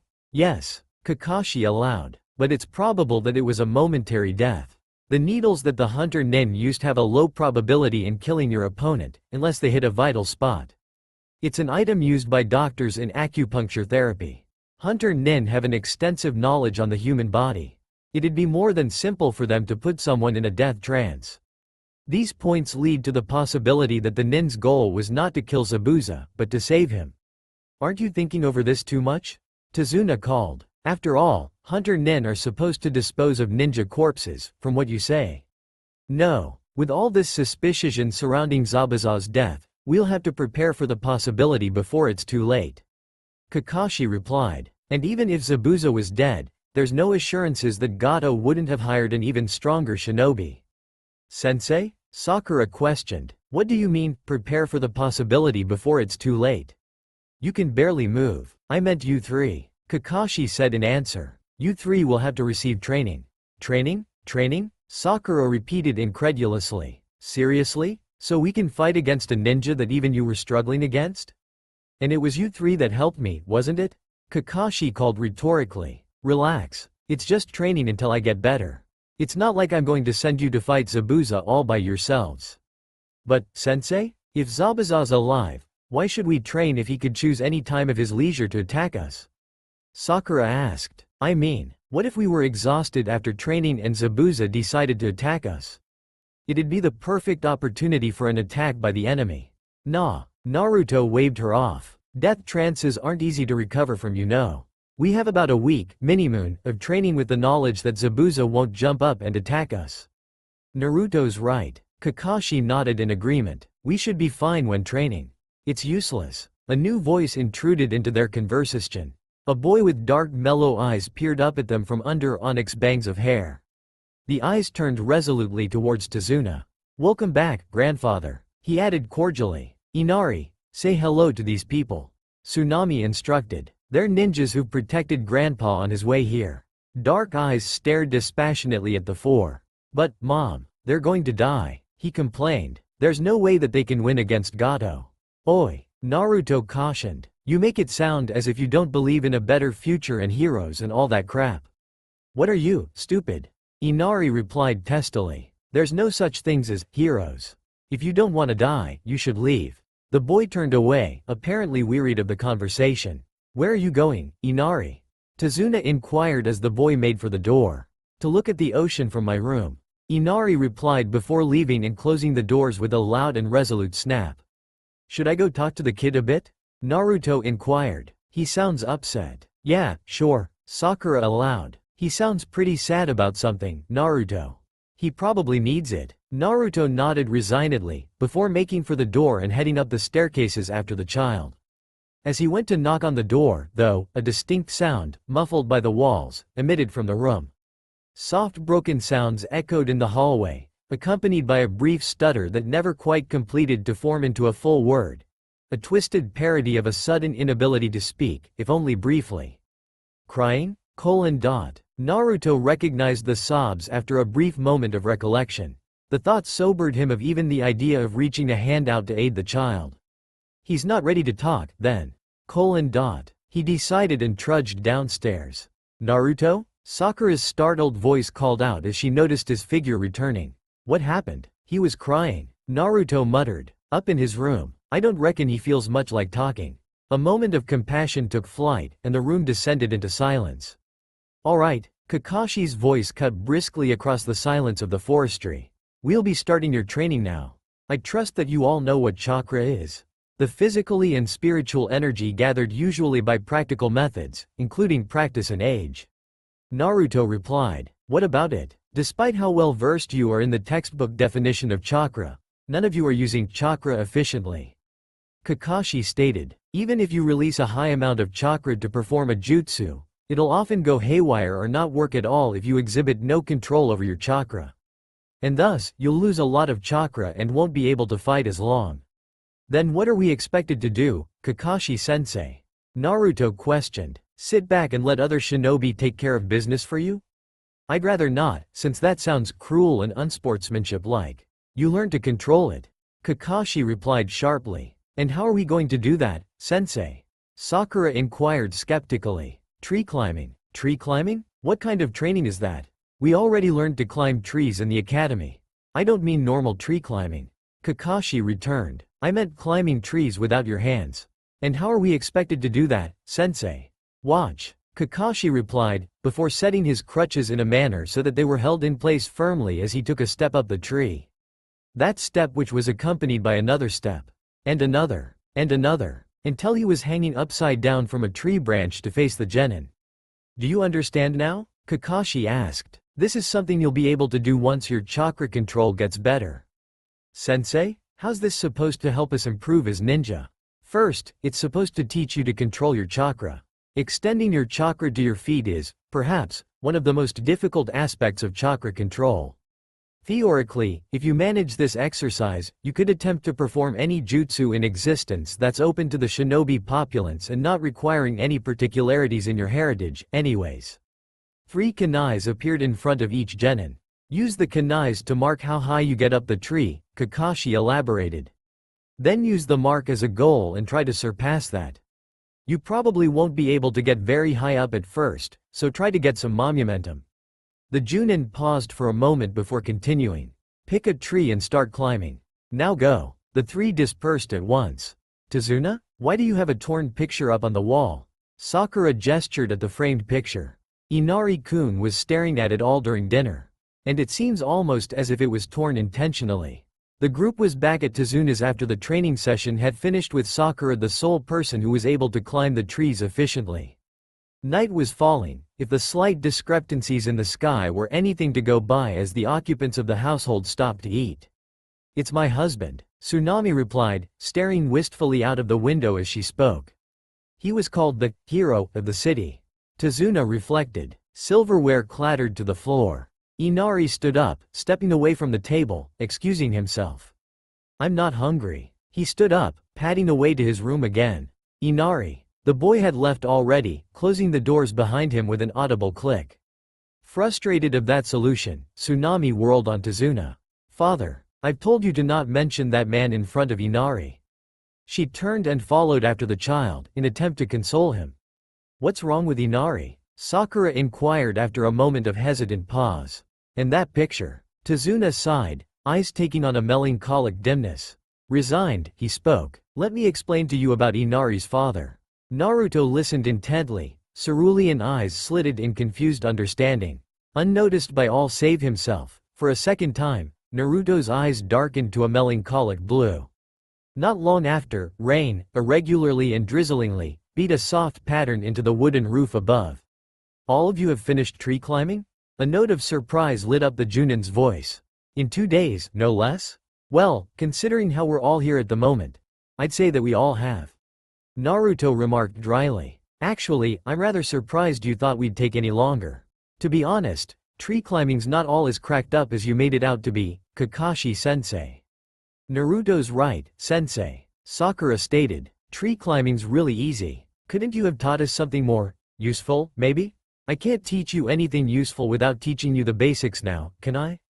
Kakashi returned. I suppose, though, now that I've taught you the basics, it is possible for me to teach you water walking now. Naruto visibly perked up. Yes? But, unfortunately, Tazuna still needs our protection. Kakashi concluded. All 3 of you will have to guard Tazuna at the bridge. Understood? Naruto's shoulders sagged. I hate you. Why so, Naruto? You won't let us learn water walking when we're about to face Zabuza and Gato and all of his little minions. When water walking can be a huge asset to us since this is a country surrounded by water, hence the name, Wave. Naruto deadpanned. Do I really need to elaborate? Gato? The dark-haired child, Inari, peered up at them from under his wide-brimmed hat.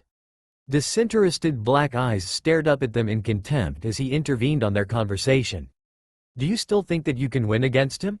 Naruto frowned. Well, yeah, I do. Why? Does the possibility of Gato dying wound you so?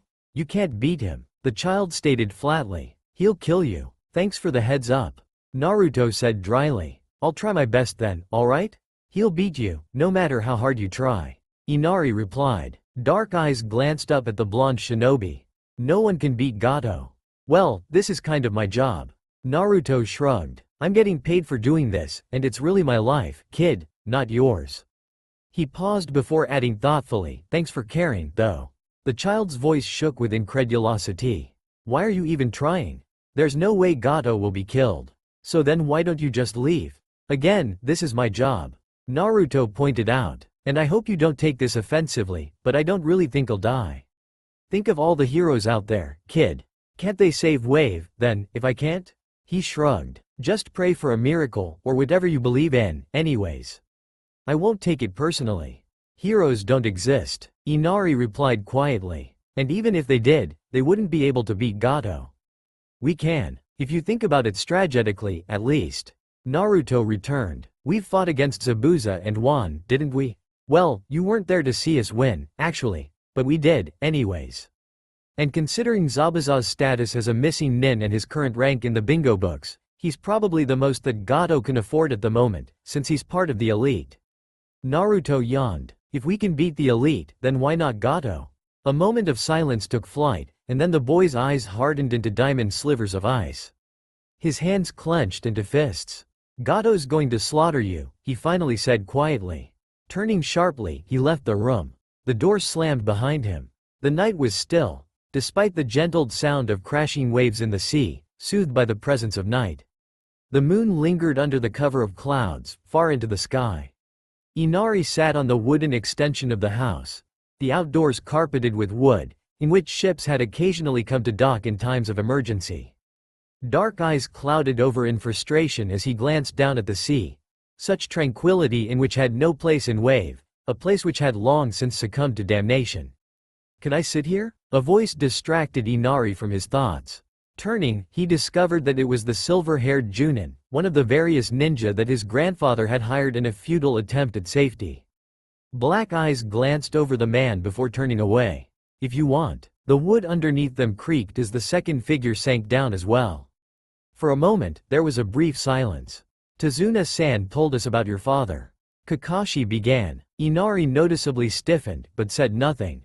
Kakashi pressed on. Naruto grew up as you did, without a father. He's never known either of his parents, actually. So? Inari finally managed, continuing on his charade of defiance. I don't care about him. But he cares about you. Kakashi returned. He hasn't had any family or friends, for that matter. In some ways, his life was worse than yours, even. But he cares, doesn't he? I don't believe you, Inari said flatly. He can't, I've never seen him complain. You're lying. His life can't have been bad. He never acts like it, ever. The boy finished bitterly. Well, he's not exactly the most hyperactive person out there either, is he? The Junin sighed. I believe that he's learned to make the best of what he has, no matter how little that is. He doesn't want the sympathy of others, or even himself. He'd rather make up his reputation from scratch if that's the only alternative. Inari remained silent, adrift in melancholic thoughts once more. He still cares for you, you know. Kakashi concluded. Otherwise, he'd never have heard out what you were saying earlier this morning, wouldn't he? Silence reigned. Unknowns to both of them, far above them, on the rain-slicked roof of the house, Naruto rested, head poised to the stars to watch the skies above. His eyes narrowed at the quiet exchange below. The skies were a majestic black, encircled with faint tendrils of clouds. The moon was poised above the drifting gauze of clouds, the moon a terrible yellow-white, placed above everything, and the stars, the faint stars in the sky, in the distance. Clouds. The clouds in which tomorrow and yesterday existed, framed the skies perfectly, a vivid hue of gray shadowed with an artist's brush. Soft wisps of the substance obscured the stars. And the velvet darkness. Wake up, Naruto. A voice broke across his conscious. We're going to be late. His dream flickered out of existence. Naruto stirred in bed. He glanced up at the offending figure in front of him. Sakura? Yes? What did you mean by, we'll be late? Do we have to go somewhere? Naruto straightened up, leaning against the wall now. He blinked. Sakura sighed. We had to go guard Tazuna at the bridge, remember? Naruto stared at her blankly. You woke me up for that? With absolutely no consideration as for the strategic points of letting me sleep? Well, we're going to be late if you take any longer. Sakura fumed. Tazuna's waiting, you know. Then let him wait. Naruto replied dryly. I want to sleep. Tazuna's our client, Naruto. And we're his bodyguards. Naruto cut in cleanly. If we're not well rested, the safety we can provide Tazuna-san won't be as efficient as if it would be if we were well rested. I'm sure Tazuna-san places his life at high enough value as to understand that, by taking a few minutes for me to rest, the safety we can provide him will be greater than if I hadn't rested. Naruto. Besides, Naruto pulled the covers over his shoulders. I was having a nice dream. What am I supposed to tell sensei? Sakura demanded. Do you want me to tell him that you didn't want to get out of bed because you were having a nice dream? If you want to ignore all the strategic points I've pointed out to you just now, then fine. It really was a nice dream. Naruto paused. It's not that I'm placing my life above his, Sakura. I just really believe that I should sleep. I don't know. I honestly think that me sleeping would help the stability of the team. Naruto. Sakura looked at a loss for words. Thanks for understanding, Sakura. Naruto smiled warmly at the kunoichi. I'll be sleeping now. Hey, wait, I never said that you could. If Naruto's going to be stubborn about it, then let him sleep. Kakashi intruded on the scene, leaning against the doorway, familiar pornographic novel in hand. He's probably exhausted from yesterday when he mastered tree climbing. Once he recovers, he'll catch up, right, Naruto? Yeah, I will. See? Come on, Sakura, let's go. Fine, but I swear that if Naruto doesn't catch up later, she trailed off, a warning in her voice. Naruto smiled serenely in reply at the kunoichi as he settled in the blankets to sleep. I'll catch up, he promised. Sakura twitched. Blood streamed in rivulets from the bridge. Fallen workers lay on the metal of the bridge. The rails were drenched in blood. What happened here? An astonished whisper broke through the silence.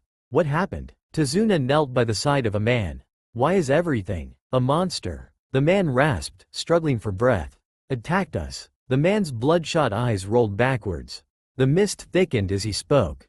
Cerulean eyes opened. The blankets rustled as Naruto stood up, blinking away the bleariness that sleep had lent him. No longer tired, he dressed quickly, wincing at the possibility of the verbal thrashing he'd received for staying back so late, having his fatigue being put at the top of his priorities rather than the mission. But he'd been so tired. Unusually so. And it had to be a once-in-a-million chance that an enemy would approach on this day, wasn't it? And it had been true. Something had utterly compelled him to sleep, whispered gentle promises that it was best. That if he didn't, the team would fall into chaos. Naruto shook his head from the absurdity of it all. As he knotted the fabric ends of his headband, he couldn't help but think. Sakura's going to kill me for being this late. The soft sound of furniture colliding mutely with one another from downstairs came to his attention, temporarily distracting him. His eyes narrowed. It can't be. A muted thud destroyed his doubts. An attack? Feeling as if the premonition lent to him from his sleep was upon him now at last, he slipped downstairs. If there's been an attack at Tezuna's place, it'd only be because Gato would be confident that Tezuna would be too distracted at the bridge to realize what was happening at his home. Cerulean eyes narrowed, which means that it's possible that Zabuza is back today. He knelt under the branches of a willow. I should hurry, then. After effectively securing Tezuna's household of dangers, and leaving a cage Bunshin behind to watch over the house, he had begun the slow journey towards the bridge, where his team undoubtedly was. Chakra surged from the bridge, welling up in amazing amounts. The battle had long since begun. If something happened on my account because I wasn't there. The bark underneath his foot split. I'm just going to kill myself. A small hint of mockery soothed him. That is, of course, assuming that Sakura doesn't decide to tear my head off first. Makio Hyosho. Ice formed into slates of screen, encompassing both Haku and the Uchiha within a convoluted circle of ice mirrors. What is this? Sasuke's voice was guarded, but a note of fear had lit up the more childish aspects of the young shinobi. These mirrors. It's the end for you. Haku slipped into a mirror, becoming as transparent as the ice to become one with it, as he answered. Shall I begin? He held up a senbon needle. Sasuke wasn't sure of when the attack began, exactly. The only thing that he was aware of was the sudden pain, the sense of something flitting before his eyes. The air became one with the senbon, piercing the Uchiha at a speed that was unnatural, with agility that was uncanny. Pain seared at him, the air itself had turned against him. He's attacking with senbon needles. The air was littered with the metal substances. And yet, something was off about the attacks. The cruelty of attacking with senbons could be well justified. They could bring immense pain if located in the right areas, but then. A senbon snatched a few strands of his bangs, nearly, but not quite, making contact with the fragile veins in his neck. They're near misses. A slow cold comprehension began to dawn on the Uchiha. But he's doing it intentionally. He's not aiming for the vital areas. But then, why would he spare me, the enemy? In that moment, as if in the form of an answer, the senbons stopped in their attack, distracted from their pupos. The Uchiha looked up slowly, to see the cause of the temporary relief, the distraction. From the corner of his eyes, he could make out a faint distinguished blur of yellow standing, in stark contrast to the snow, just outside of the icy prison. I should have gone with the others earlier, instead of sleeping. Honestly, sleeping? Naruto growled as he leapt through the remainder of the trees, feeling the sticky residues of tree sap cling to his sandals. A sole thought consoled him. But, nonetheless, I'm at the bridge now. His sandals touched the cold-plated metal of the half-completed bridge. Naruto? The Uchiha's bloodshot eyes narrowed. Is that you? That depends on the context in which you define you, Naruto returned. But yes, I'm Naruto. Onyx's eyes widened. But why? How did you? Sasuke spluttered incoherently for words. I overslept. Naruto replied cleanly. And then I warded off an attack back at Tezuna's place. Cerulean eyes narrowed in speculation. You're not looking too great yourself, Sasuke. He was right, of course, he seldom wasn't nowadays, no matter how loath the Uchiha was to agree with him. After all, Sasuke was littered with little bruises, scrapes along his arms and legs, Various cuts and tears in his clothing revealed gashes in his skin. On the other side of the ice prison, a world apart, Naruto stood, hand raised casually to the rail of the bridge. An icy wind rippled through his hair as he stood, unflinching and untouched from it all. Sasuke inclined his head. Naruto's lips quirked upwards at the familiar one-worded grunt he'd come to associate with his teammate. Not feeling too talkative today, are we? Naruto's hands slipped off the rail. Don't worry, I've gotten used to it by now. The Uzumaki laughed bitterly. Footsteps padded towards the prison quickly. Looking up, Sasuke could see that Naruto was approaching him now, setting no store aside for the mirrors which separated them. Naruto? The Uchiha's facial features bunched up in startled confusion. What? In that moment, in a swift step, the blonde shinobi had entered the ice prison. Sasuke's going to die. His eyes narrowed as the thought came to his head, astonishingly clear, no matter how terrible the words sounded to him. The Uchiha had knelt on the metal of the bridge. Senbon needles poked out of his skin in various angles, while others had simply left a gash into his skin. His eyes had begun to dim and his figure had long since relaxed. The warning signs were all there. The Uchiha was going to die if he didn't intervene. Not feeling too talkative today, are you? Naruto commented, as if talking of the weather. He had always been commended for his quick acting skills, his superior abilities to keep adrift in raging waters while others drowned. Now, once more, he put his skills to action, proving once again his superior abilities in these uncharted waters of fear and desperation. Sasuke didn't reply. Don't worry. He felt the acting take over him again as he allowed his hands to slip from the rails of the bridge in a gesture of utter casualness. I've gotten used to it by now. He allowed a quick bubble of laughter to escape him. The laugh sounded reminiscent, and exceedingly bitter, but it was a laugh nonetheless. A break from the uninviting silence. He stepped forward quickly. A step forward with his right foot, then his left, in a pattern of symmetry. Symmetry, he reminded himself, as his muscles relaxed to further complete this charade of casual aloofness. Naruto? Sasuke's neutral expression quickly changed to one of confusion. What? Steeling himself, Naruto took a last step into the ice prison. The faint odors of blood and metal assaulted him, but he brushed it off carefully, ensuring that outwardly, it appeared as if nothing had been of bother to him. I thought you might have wanted some help. Naruto addressed the Uchiha with a small smile. Am I wrong, Sasuke? Onyx's eyes narrowed. Didn't it cross your mind for a second, Naruto, to conduct an attack? One from the outside, and another from the inside, to get rid of the mirrors? It did, Naruto said cleanly. But then the hunter nin can continue to attack you while you're conducting your own attack, and if you collapse from your injuries, there's no point in such an elaborate attack formation. And even if we manage to rid of the mirrors in that way, who's to say that the shattering ice shards from the mirrors won't come back to hit one of us? Silence met his response. Encouraged, Naruto continued. Thus, if we both attack from the inside, there's less likelihood of having a casualty since we're all situated on one side, in the easiest position to control for us. It's really your fault for getting trapped in here. He arched an eyebrow questioningly. Am I wrong? The Uchiha turned away as he emitted his classical response. Naruto cracked a smile. Ease up, Sasuke. He advised. You'll live. I wouldn't agree on that. Haku's disembodied voice echoed from the mirror left of the two genin. Who knows? Naruto smiled angelically, a perfect picture of innocence. Don't you believe in miracles, Hunter-san? As if in answer, the Senbons began to attack the two end-prison shinobi within the ice prison. What did Naruto? The voice faded away to an inaudible whisper. Emerald eyes narrowed. It appears as if one of your students don't possess the entirety of their senses, Kakashi. Zabuza's lips curled upwards in a cold mocking representative of a smile. He's up to something, Kakashi retorted, just as swiftly.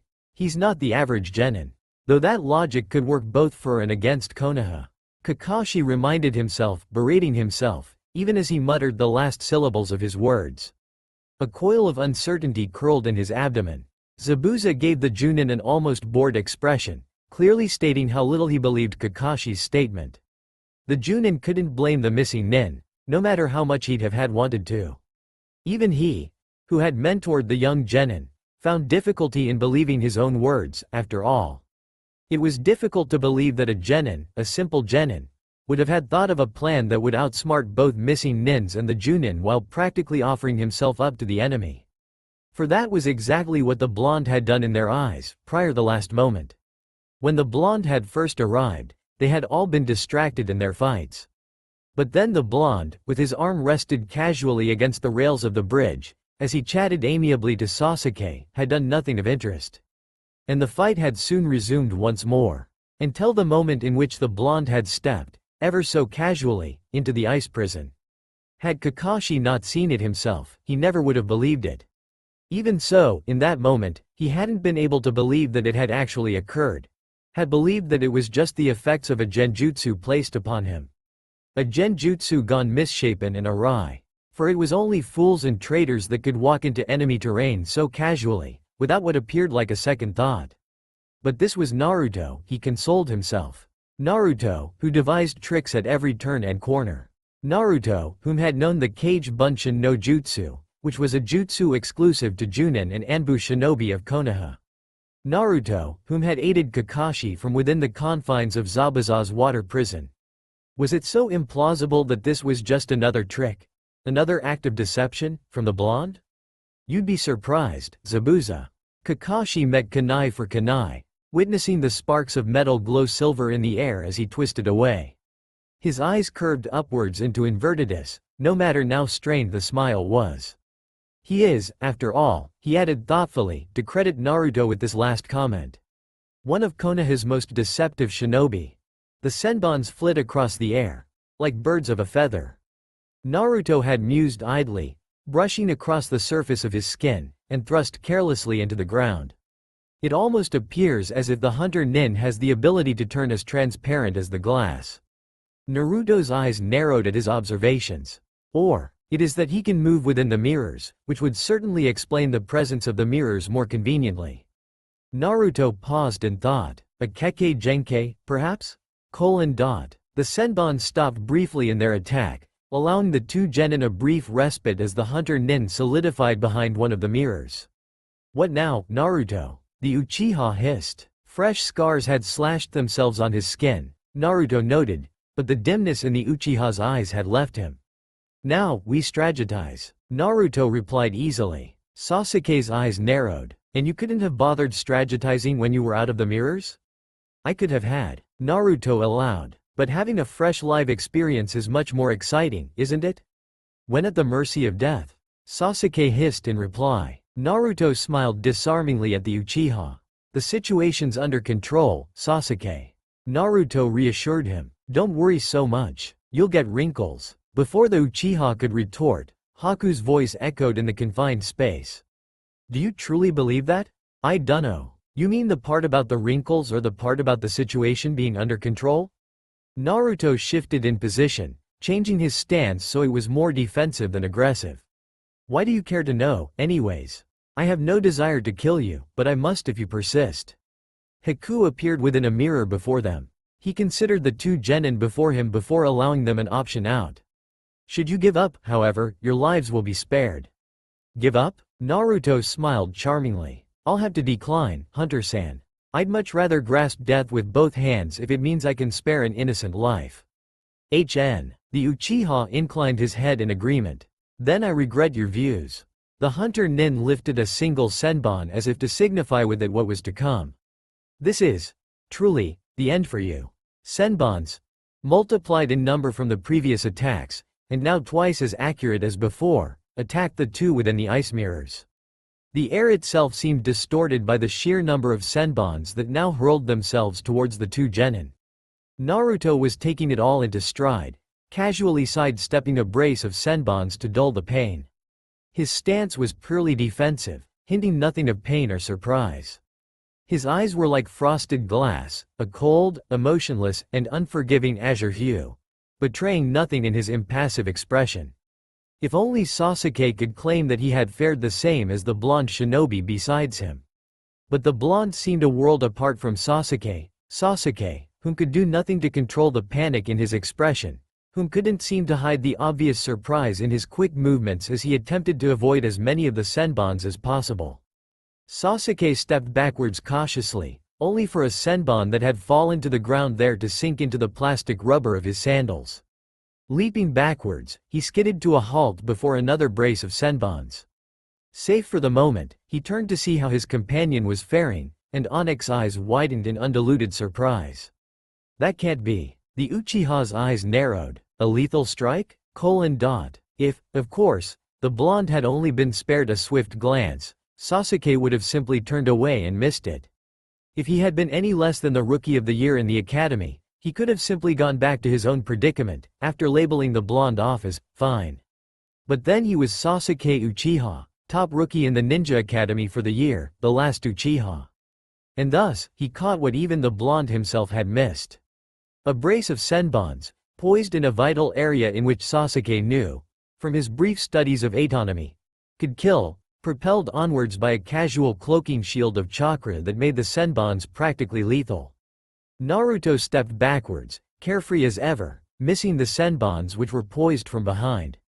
The senbons which had the potency to kill the blonde. Which would kill the blonde shinobi in a matter of seconds. It can't. Panic, in quantities unbecoming of an Uchiha, surged up within him. Another last kill? Crimson eyes, locking within a black triangle in which commas swum in spirals, came to Sasuke's mind, as would a hazy visual recollection. The haunting features of his brother that fateful night. And that sense of worthlessness in life. The darkness of the night. If you will remain in constant pursuit of him. A dreary whisper that scratched in his ears. You will lose everything along the way. Had you not lost your family once already? His body lunged forward on impulse, for once, not considering the consequences, for once, not weighing the values of his actions before executing them.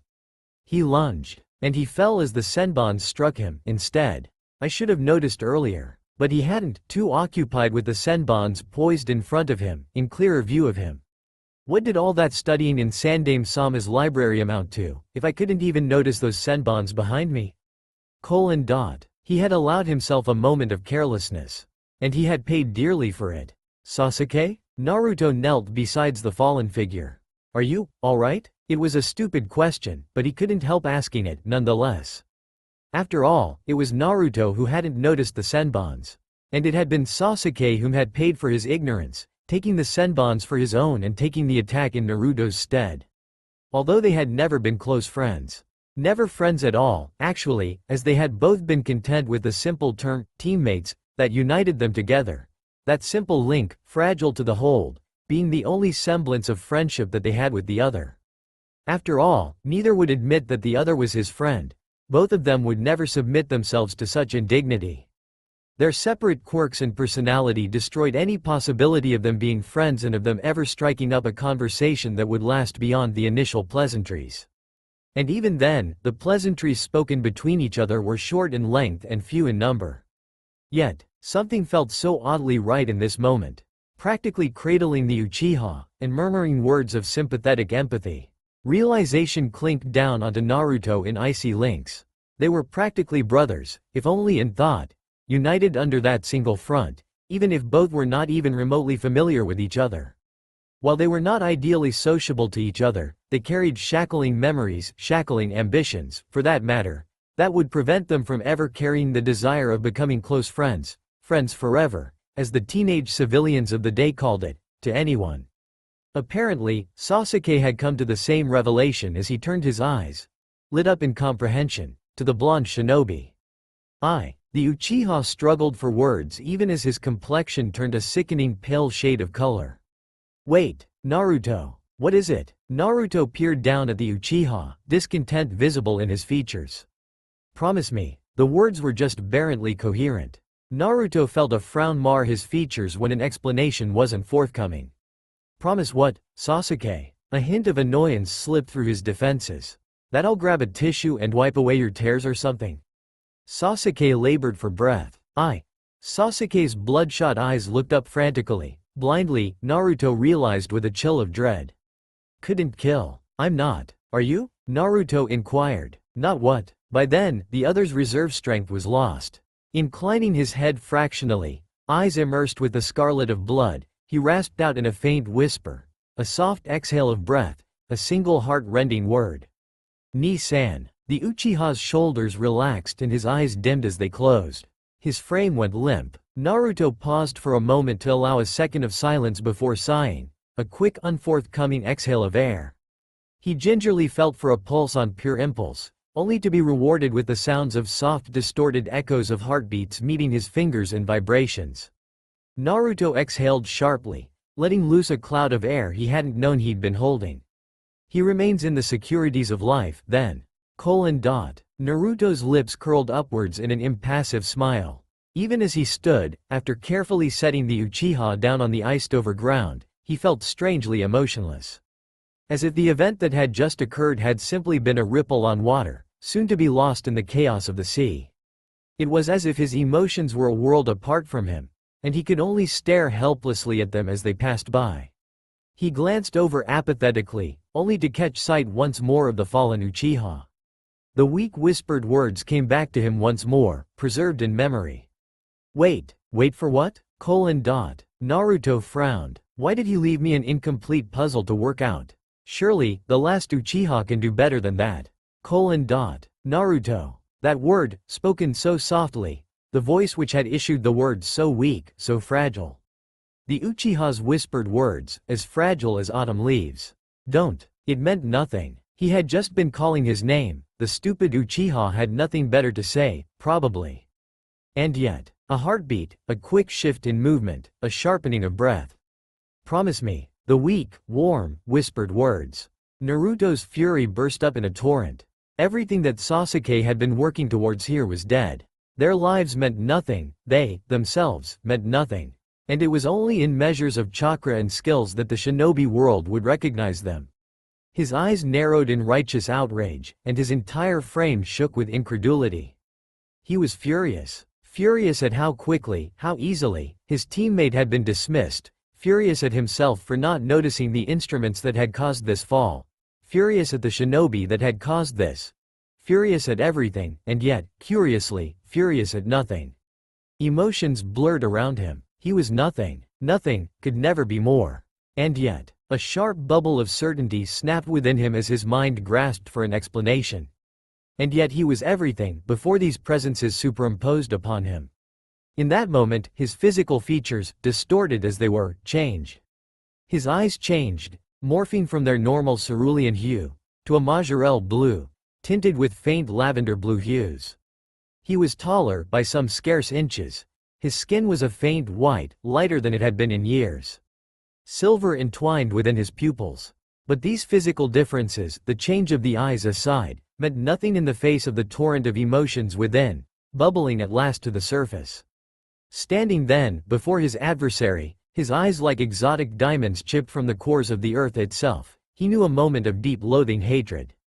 As his newly tinted eyes narrowed, the waters below the bridge frothed.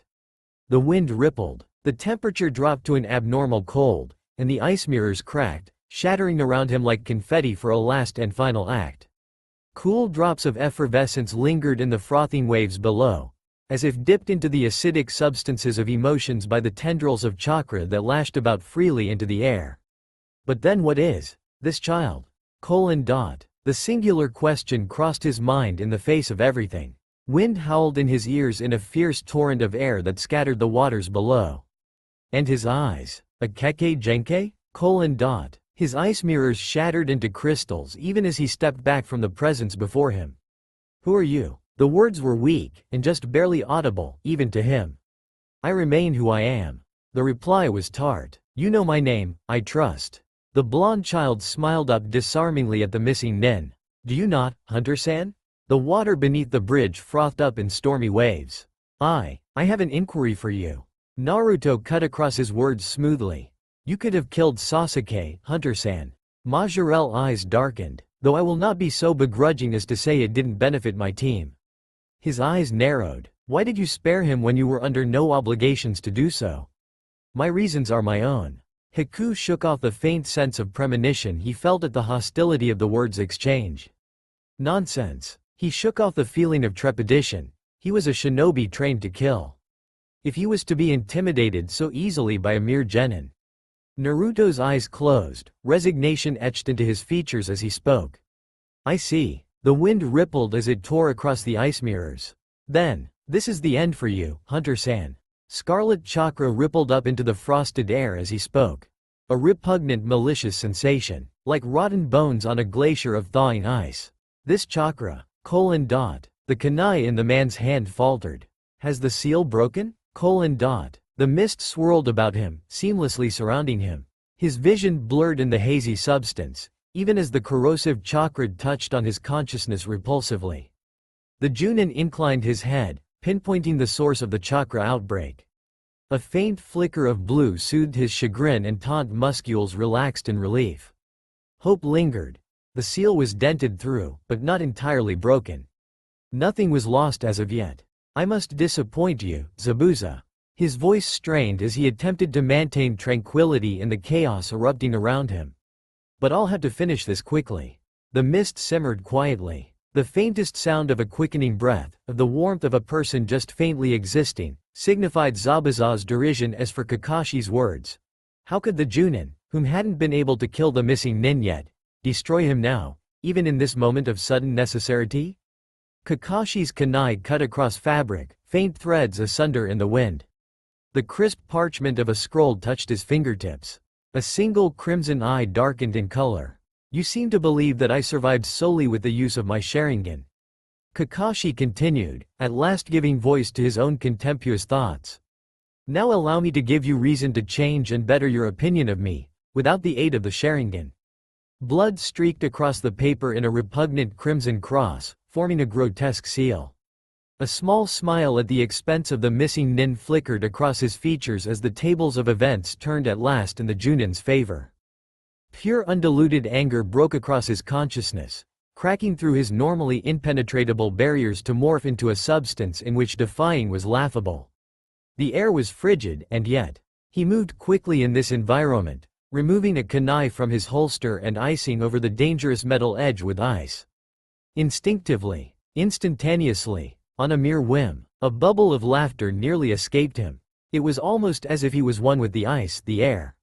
A well-executed throw of the arm, a quick burst of ice, and the missing nin leapt, entirely at ease, Naruto noted, to the side, dislodging a few senbons of his own. Naruto slowed, even as the crimson chakra continued to move haphazardly from left to right as it made out a faint outline of a fox with its straying scarlet tendrils. The hunter nin's shoulders relaxed. How did you know that he was alive? Do not all living beings carry within them a beating heart? Naruto inquired. Cool, dispassionate eyes met startled hazel ones. And from that heartbeat, can we not see if they are alive? The other shinobi's eyes narrowed into indistinguishable slits. What are you? He inquired, phrasing his initial question differently, adopting the what in place of asking whom the child was. The child rewarded him with a tired smile for his inquiries, closing his eyes as he considered the question. If you, a more experienced superior shinobi than I, do not know my identity, then how would you expect me to know myself, Hunter-san? Silence. And then chakra filtered through the air once more, powerful, potent, deadly. Haku blocked a chakra-enhanced strike by the child's fist, feeling the pressure of the strike vibrate through his wrists. Only to be given a sharp upwards jab to the chin as the child kicked out haphazardly in the air. The wind whipped, grating loud, intercepting sounds and demolishing them before they met his ears. The soft sounds of water lapping at the metal of the bridge had long since disappeared, succumbing to the ferocity of the sounds of the wind. Majorel's eyes narrowed, and a lash of red chakra reached out, elonged strips of scarlet staining the frosted air to a crimson hue. He intercepted a harsh blow to the face, lifting up his arms to block another hit to his shoulder. His fingers buzzed lightly with the static electricity of chakra, even as his hands lowered after the attempted hit had long since been ministered.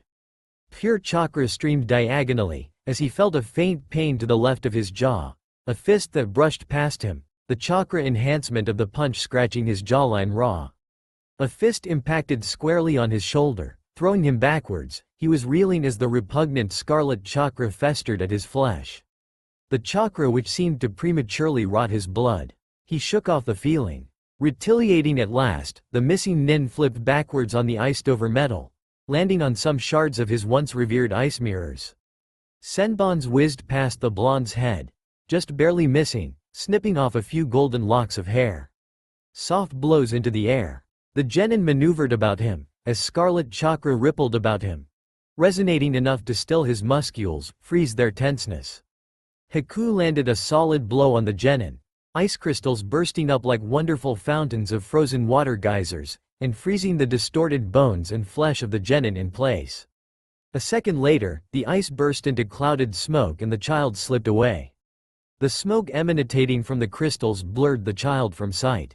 Cold metal touched his neck, the lethal edge dipped in some cold substance, ice? The child had disappeared, only to materialize behind him, kunai poised in hand. Cold Majorelle-hued eyes narrowed.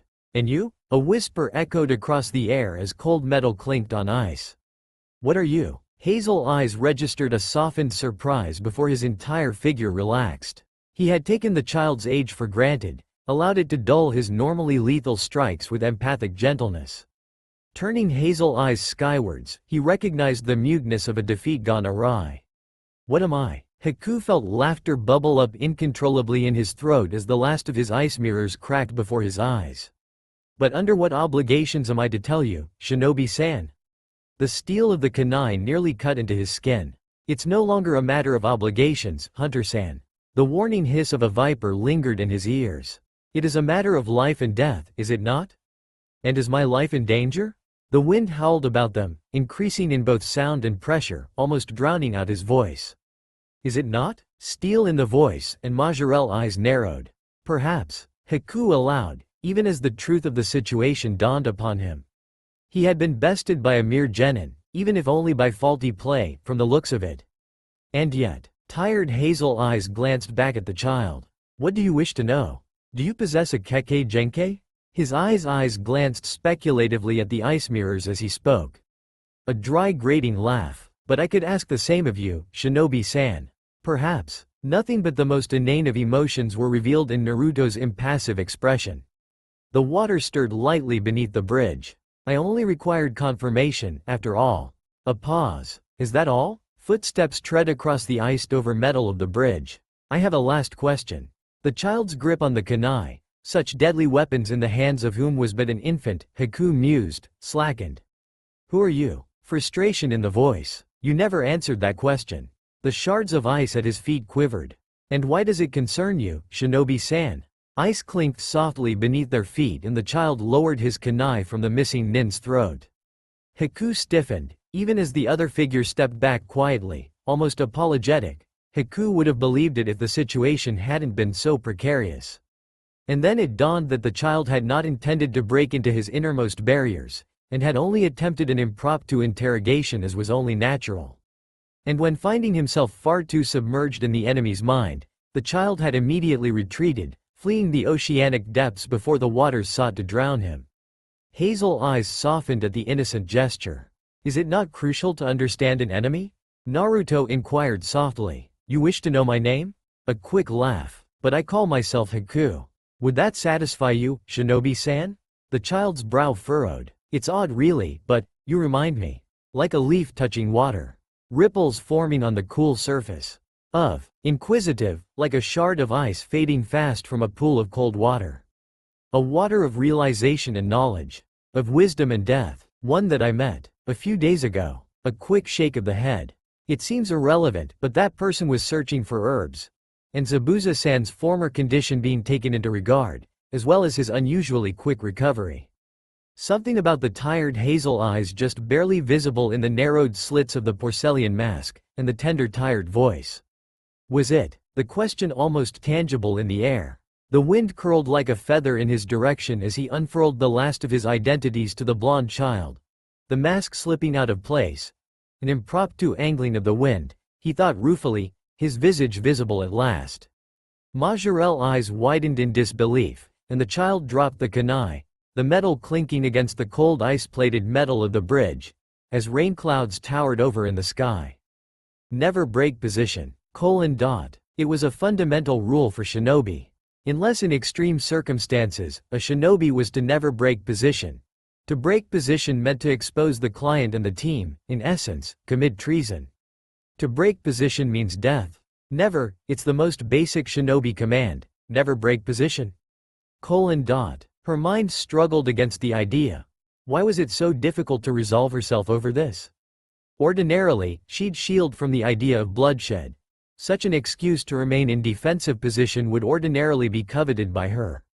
And yet, emerald eyes scanned around the direct vicinity, only to turn away, almost even disappointed, when no prominent figure appeared against the soft white of the surrounding mist. "You're searching for them, aren't you?" Tezuna's voice cut across her thoughts. Mild in tone, it cut across like a sieve, shooting through her frazzled nerves. "The two kids that came with you guys." Beryl eyes flashed up at Tezuna's tired obsidian ones, momentarily alarmed, before they softened. "It's fine. They'll be all right." A pause. Quote ellipsis. "They have to be." A sigh lingered in the water-condensed air. "I can't pretend that I'll believe you there." Tezuna turned, hat slipping over hooded eyes. "You know as well as I do, perhaps even better. That hunter Nin." His voice trailed off. Pink strands of hair blew in the wayward's wind in an uncertain shake. "The most basic shinobi conduct to follow requires the shinobi to stay with the client." The folds of her weapon holster were creased and the silver edge of a kunai could be seen dangling from pale hands. "The moment that sensei gives the clear, though, I can look for them." Smoke curled into coils in the distance, as faint residues of a fire. "Wait." The one word was gravitational with its pull. "Kid, if I go with you, your sensei can't do anything about it, can he?" Startled emerald eyes turned to him, wide and dilated. Frazzled nerves and coiled tensions mirrored the broken agony in her eyes. Quote ellipsis. "Tezuna?" Trampling the faint sensation of uneasiness he felt within himself, he forced himself to smile. It was his mess to begin with, it was his to end with. "Let's go." Sunlight waned and disappeared behind the obscurity of dark clouds. The kunais clashed together, spitting out silver fire in their explosions. The missing nin spat out an indecent word of profanity, which was vulgar in the presence of children, Kakashi thought absently later, as one of Kakashi's dogs sank his fangs into the man's flesh. "Why?" The painful question curled in the wind as Zabuza's eyes turned to the Junin with an expression of utmost loathing. "It's over, Zabuza." Kakashi lowered his head, somber to the last. "Forgive me. You rogue son of a." Kakashi silenced him with a glance. "It's over." Finality struck in the word and silence ensued. XXX. The kunai fell, crystallizing over as it was preserved in ice, as it fell to the ground. "Why?" The voice nearly cracked as the question echoed, lingering in the frosty air. Spider web cracks formed on the toppling ice smashed on the floor. "A debt." His voice was nothing more than a scratch on the wind, a slight disturbance in the air. He owed the misbegotten child that much, for the deceit and confusion that he'd evoked. There existed no more reason to hide behind glass mirrors of illusions when the mirrors had been pounded into fine powder. "A debt that I owe Zabuza-sama." The blonde shinobi stepped back curtly, awaiting an explanation. The wind abated, allowing silence at last between them. Haku obliged to the silent inquiry. "You may not be aware of this, but the Hidden Mist Village had constant blood feuds in earlier years." A leaf curled, withering away within the torrent of the waters below. As a result, not longer after, those that possessed a Kekkei Genkei were hated and persecuted for being used as major components of the war. Naruto breathed, and those that possessed a Kekkei Genkei were killed. The figure before him stepped backwards, almost apologetically. "Then you know what happened." Naruto nodded slowly. "I can imagine." Haku nodded, figure drawn and imposing. "I won't bore you with the details of my tragedy if you know of it already, if only the basics. In the end, it's only the foundation that counts." Shards of ice touched the metal of the bridge. "Instead, I have a favor to ask of you." "A favor?" His breath sharpened, small clouds of carbon expelled into the air. "For defeating me." Hazel eyes snapped open with new alacrity. "It may be selfish to ask this of you, when you don't have loved ones to help you comprehend why I have such a request." "What is it?" A touch of impatience tore across his voice. "Zabuza-sama has no need to lug around chipped and broken tools, not broken kunai or frayed nin wires." Ice clinked on frosted sheet metal. "I vowed long ago that should I ever become as useless to him as those cumbersome broken weapons, I would dispose of myself." Quote. Majorelle eyes widened. "You're asking me to kill you, Haku-san?" The toolbent waters beneath them frothed up in agonized waves. "But, why?" To me, the wind faltered. Zabuza-sama meant my world. He was what my life orbited around. The waters below crashed together in a chaotic mess of confusion as the blonde shinobi stepped back uncertainly. To fight for him was my purpose in life. To lose to one of his enemies meant that my life was forfeit to me. My life would no longer matter as it would lose purpose. But you could be of use to him against other opponents. Naruto replied uncertainly. I can't. I nearly killed your friends. I slew men for weaker reasons by the hundreds. A pause. I trust that you know what happens to defeated shinobi in times of havoc? Yes, I do know. But, the wind torrented around the two. What other purpose do I have to live? An odd misshapen smile shadowed his facial expressions. When my own purpose has been ripped apart from me. The wind fell eerily silent at once. Silence ensued for a moment before Naruto's voice broke the harmonious sound of lapping waters. I'm sorry. A bidden apology, thrust up into the heavens to grant him some small mercies for his sins. Fabric rustled softly, alive in the presence of the wind as the blonde shinobi carefully reached into his kunai holster. Cloth rustled, broken tendrils of fabric aflutter in the wind. The bright silver edges of the retrieved kunai glowed etherically in the condensed light. Clouds gathered in the sky, darkly knit together as if embroiled with the works of seamstresses. Hazel eyes closed, disclosing nothing in their tired closing, like the shutters clicking softly into place on a window. Footsteps pattered up, unwilling and uncertain, but moving forward, the kunai stretched out like a baton, lethal edges glimmering and alive in the fading sunlight. And silence entwined itself into the tapestry of the present, embroiled with the hazy lights of repentance and forgiveness. The soft darkness of eternity beckoned him forward, reaching out with inked tendrils of colors. Hazel eyes closed, resigned, as footsteps pattered forward and the distinctive sound of a kunai slashing through the emptiness of air echoed in his ears. Silence filtered into the air before the faint sound of crackling cloth brushed across his consciousness. Snapping, breaking substances. Electricity. The one word flashed through his mind. Ennui was impossible even in these last tranquil moments. The thought plagued his mind. Why was it so important? Footsteps rung out, closer than ever, echoing on the frosted metal-plated bridge. Something was wrong. Terribly so, and yet, even as his mind raced for a solution, he felt the answer ring distinctly within him. He already knew. Genin can't produce electrical jutsu. Ice shards, shattered on the bridge's metal plates, shimmered as light refracted off of their faceted surface. And Zabuza-sama cannot use jutsu of those calibers as well. The discrepancies stilled his thoughts as realization flooded within him.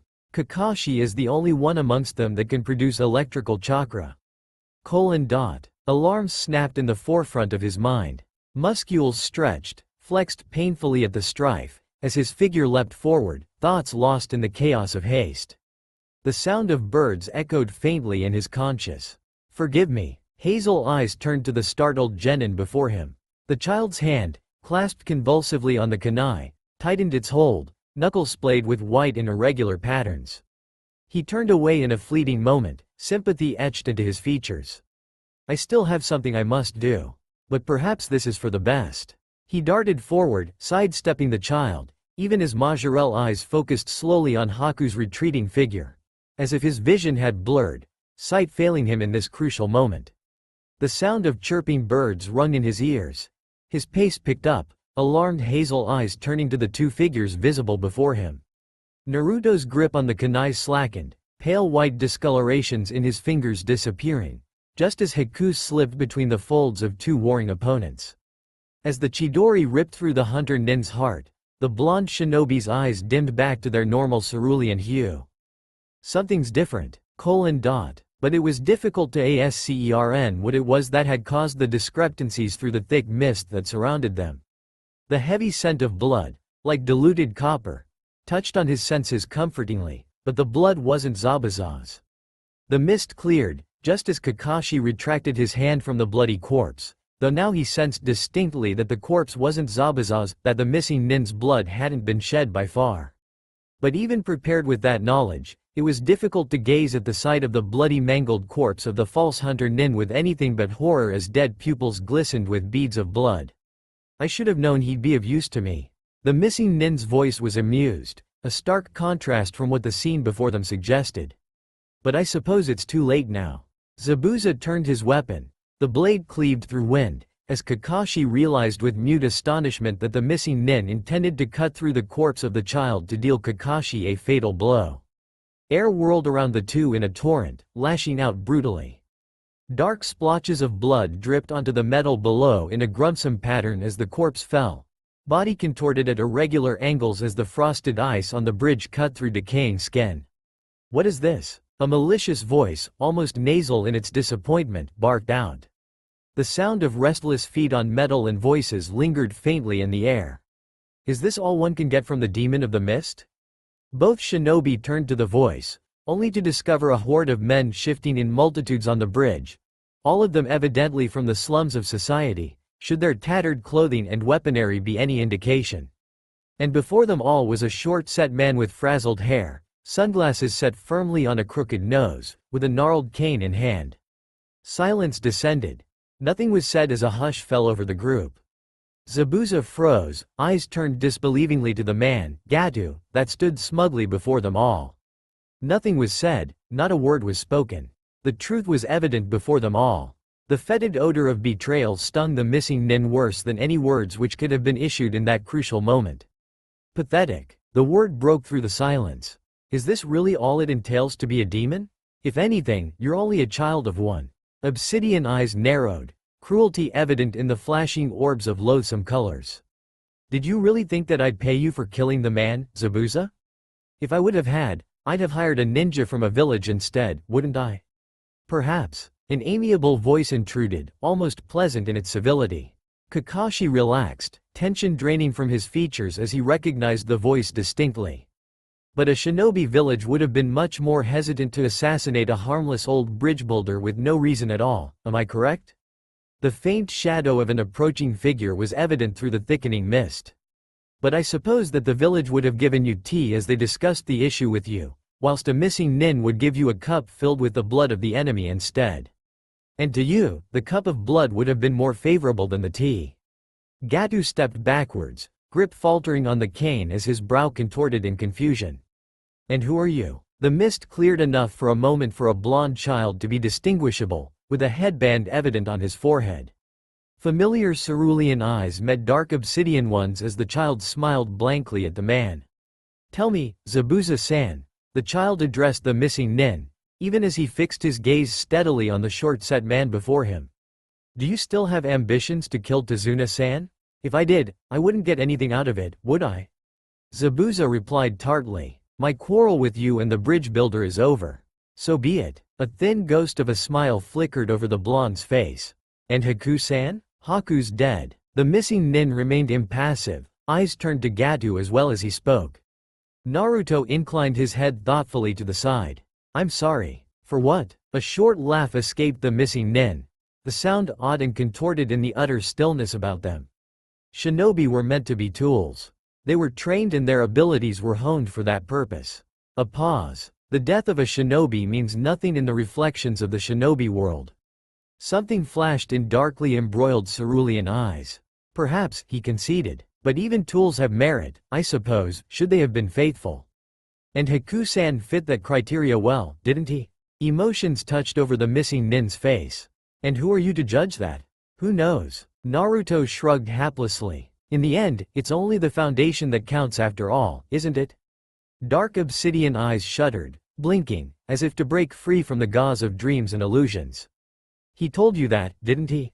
A short laugh burst into the air like a bubble breaking through water. "I should have known. He was too kind to be much of a weapon." A serene smile graced the shinobi's facial features. "That was all I needed to know."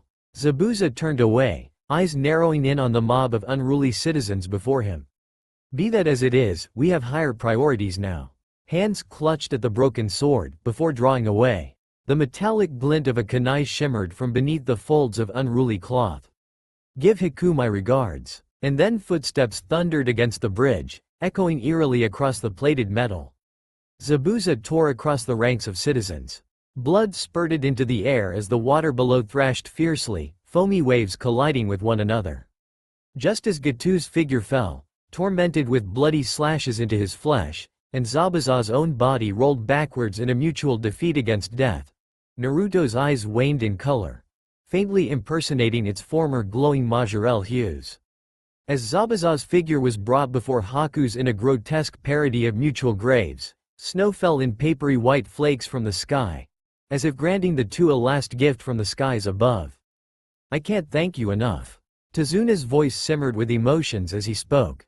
"If you ever decide to come back, Wave itself will welcome you with open arms."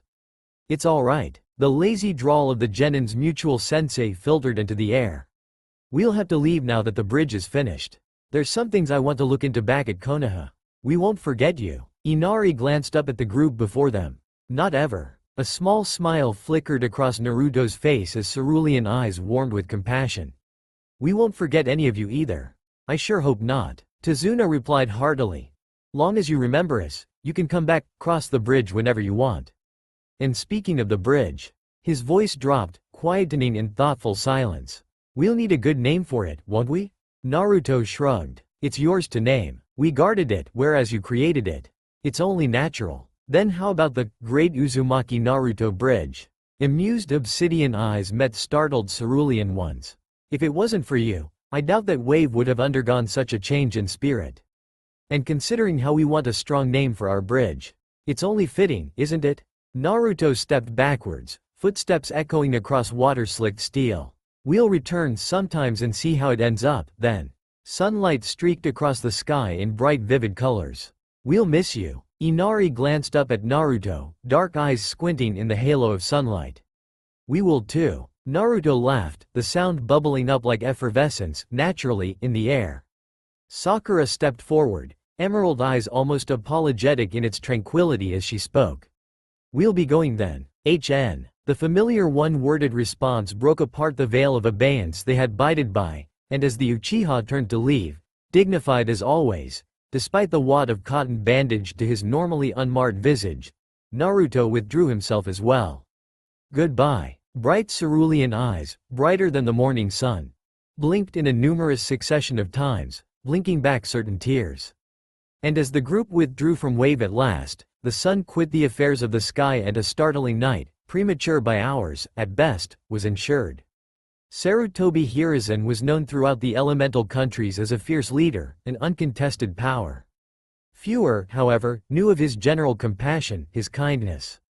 The benevolence almost always was confined within the boundaries of Konoha, and as the village prospered under the fatherly guidance, his power and disposition grew, reforming itself, sharpening around some edges, softening around others. He had almost never had to utilize a sterner disposition for the more general civilians and the younger of the shinobi. Civilians dared not wreak havoc. In a village full of trained assassins, the conflict could turn deadly. The younger shinobi were far too inexperienced, too naive, to rebel, to think of causing senseless havoc. The problem was equally difficult to find with the older shinobi, as many were loyal, unsurprised by disappointments, flaws, and discrepancies. Life was molded of those problems. It was only the mid-ranked, the young, especially the prodigious in this aspect, that betrayed, that often deserved his wrath. In most cases. In most scenarios. Not discounting the rare others who left for different causes and different goals. Of course, it wasn't anger that he could evoke in this instance. Nothing close to wrath could substitute for this sense of dying fatigue. "I believe, Naruto," he began slowly, meditatively rolling his words into a quiet whisper, "that there's something that I've neglected to tell you." The child glanced up, and bright cerulean eyes met wizened black ones. "Ji-san?" A nondescript yellow file slid across the slanted desk, coming to an abrupt stop at the wooden perch by the edge. Sarutobi paused, considering his words. His next phrase could shape the course of the child's life, and inadvertently bring it either to disaster or to triumph. He wanted to curb the path of chaos, but how could he bar such an easy road to take? "What is it?" Naruto dropped his gaze, choosing to stare down at the floor instead. "If it's about Tezuna-san, I stayed on that mission because it was right." "It's not that." Sarutobi placed a wrinkled arthritic hand over the other, clasping his hands together in deformed applause. It's something else. Naruto stilled, eyes probing at the figure before him. It was as if he had derived a secret language, a whispered meaning, from the Hokage's careful words.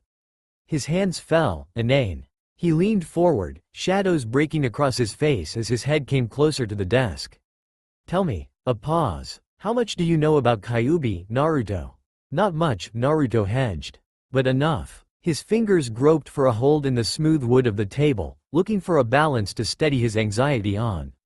It was a demonic fox of 9 tails that wrecked this village some 12 years ago. Light glimmered in his eyes. Do you remember what came next? The Hokage destroyed it. The Yondaime absorbed the Kyuubi's being and wrecked the molecular frame of it. Wrinkles formed around an unmarred brow. Am I wrong? Sarutobi nodded, leaning back in his chair in quiet contemplation.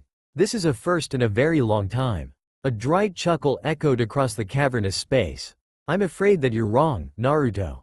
Hokage-sama? Naruto sat rigidly, elbows jutted out on the desk and head leaned across the edge of the table. Sudden fear struck cerulean eyes. It's not. The Hokage of the time had bound the demon to an infant entity. Sarutobi interrupted him. A child that was born on the day of the attack bore the demon henceforth. Naruto's expression changed, darkening, even as his face was left white, the color of cooling ashes. October the 10th. Incidentally, your birthday, isn't it? The Sandaime leaned forward, hands reaching for the support of his cane. Have you drawn the pieces together yet, Naruto? Lips moved soundlessly in a mute answer. Cerulean eyes blinked rapidly, even as his pupils flickered with pink circles, imitating a bizarre insomnia. Finally, his lips parted once more, as his fingers relaxed their hold on the mahogany wood. It was me, wasn't it? Yes. His shoulders tensed, muscles rippling across aging bones. Of all the children, he chose you. And you bore the burden well, it appears. Irritation flickered across the shinobi's face. How could he joke like this about his life, before it flattened to a smooth mask of cold indifference? Is that all? There's one other thing, Naruto. Sarutobi paused. It may not be the best time, but it is the only one we have, I'm afraid. Blue eyes flickered upwards. The pink circles faded to the customary black hue. Yes? Wariness embroiled his voice. Sarutobi smiled, light breaking across his face in deep rivulets of color. Suddenly, the situation didn't seem so serious, so profound. He could almost laugh. I promise you, Naruto, that this story isn't one of monsters and demons. That one is over. Naruto was relieved. The muscles in his facial expression relaxed for a minuscule second, although he tried to hide it. Then what is it? His voice retained its sharp edge, a clear distinction that he no longer trusted the Hokage. The humor vanished in a flash.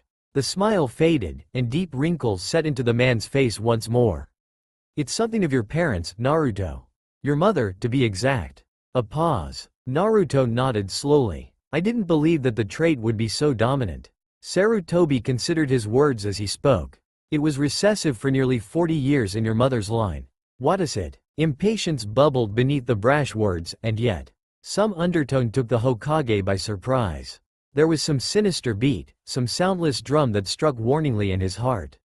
You already know it, don't you, Naruto? The Hokage bent the end of his cane to a stump, turning it as a balance for the chair. From your last mission, you guessed it out. A porcelain mask covered with bright red swirls and 2 dark slits. Faded traditional robes. Bright glassy mirrors of ice. Forgive me. Fingers reached for clenched fists soothingly. Hazel eyes softened with sympathy. I still have something I must do. But perhaps this is for the best. The crackle of electricity. A falling kunai. And staring dead brown eyes. Ice the color of Majorelle. The color of his blue, once warm, now icy eyes. A keke genkai, Naruto breathed. But I thought that it was an illusion. A genjutsu, even. Hardly. Sarutobi exhaled a puff of smoke from the slender end of his pipe. Your mother is from the Whirlpool clan. Blessed with inhumane recovery abilities and, in rare cases, a keke genkai, descended from your ancient ancestors. Emotions flashed across bright cerulean eyes. When I was on that mission, the water would foam and the winds would cease. By your bidding, I presume. The Hokage paused, and after a moment of contemplation, his eyes softened. The keke genkai allows you control of the basic properties of the weather, namely, wind, water, temperature, and ice. Determination set into his expression. The properties of the sky. The sky manufactures weather, after all. He trailed off, quietening suddenly. Sarutobi managed a grim smile. You've ascended up the first flight of stairs, Naruto, to your dream goal, haven't you? The pipe in his mouth issued dark smoke. Aren't you happy? It was an odd question to ask at an odd time. It brought Naruto up short for a change. He hesitated, uncertain, for a brief moment. What was it that he was asking? The question. Was he happy that he was one step closer to abandoning his friends? Happy that he was leaving behind his world after all these long painful years of contemplation? Happy to leave this world of pains and joys and whenevers, to join the world of forevers? Was he happy? Was he really? I am. The Hokage nodded sagely. Good. I had feared that you would lose heart. Lose heart? Naruto's brow crumpled in a mass of wrinkles, like the folds of a blue blanket, concerned. Why would I do that? Because your Kekkei Genkei is just as prone to hurt you as it is to aid you. Sarutobi lowered his pipe, placing the thin shaft of wood onto a circular metal bowl. It is, for lack of a better word, uncontrollable if one doesn't utilize his concentration to its fullest extent to manage it. I can try. You've waited for this for years. I don't doubt that you'll try. The Sandaime turned, before facing the shinobi before him once more. There are other complications as well, Naruto. Naruto muttered a sound of assent. Tell me, then. For one, chakra drains. But those shouldn't be a problem, not so long as you have Kyuubi with you. Sarutobi murmured. Second, more dangerous now, is early death. 30 years is the life expectancy and 50 for those in good health. His eyes darkened. No one was meant to control the sky indefinitely, Naruto. Not only early death will be your bane, but also a loss of vision at 20. Insanity has been known to occur at the age of 18. 18? Disbelief colored cerulean eyes. The latter too are a more gradual process. Sarutobi nodded in assent. You'll first begin noticing them much earlier. On one occasion, insanity through this Kekkei Genkei had been shown from the age of 14. Blindness at 20. Insanity at 18. His eyes widened in disbelief. He had known that there would be consequences to such power. The sense of roaring winds, beautiful crashing water, blue skies opening up for a shower of crystal rain at his command, had left a sense of doubt in his mind. What must I lose for this? Death, he had expected. But he had never imagined living as a blind, decrepit, dying patient at a mental institution at the age of 20 as a consequence. Never that. His mind recoiled in horror. Tell me, Naruto. Sarutobi began conversationally, even as his eyes sparkled with curious detachment. Is it really still worth it? He leaned in closer, and Naruto could have sworn that the Hokage was doing this on purpose, tormenting him with his dream of blue clouds and white skies with this nightmare of insanity and eternal darkness. Does it still make you happy to know that you've begun the ascent up to your dream? Blue skies, propped up by tall green trees, glowed with color. Leaves and bits of forestry touched the empty air, futilely grasping at the upraised sky. Chakra drains, insanity, and death. They were the high prices expected of mortals that wished to step onto the threshold of the sky, that lovely, lonely expanse of air. And yet, that wonderfully cool feeling of breathing, for the first time, it seemed.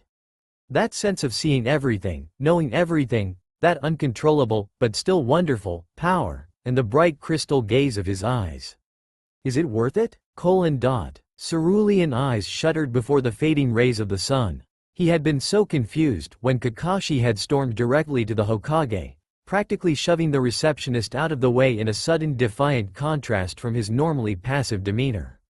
The conversation that resulted had taken hours, and all throughout it, Kakashi had been dropping subtle little hints like red chakra, early nights, and bluer eyes. He had assumed that they were speaking of something else, some oddity encountered on the mission. And, now, Naruto had never felt so stupid before in the entirety of his life. Naruto? A whisper of breath sidetracked him, muddling his thoughts with pleasantries and inane small talk. Is that you? It was a rather blunt question, when put to examination, and Naruto couldn't help but pause for a moment, despite the warning bells that rung in his mind at the prospect of meeting a stranger.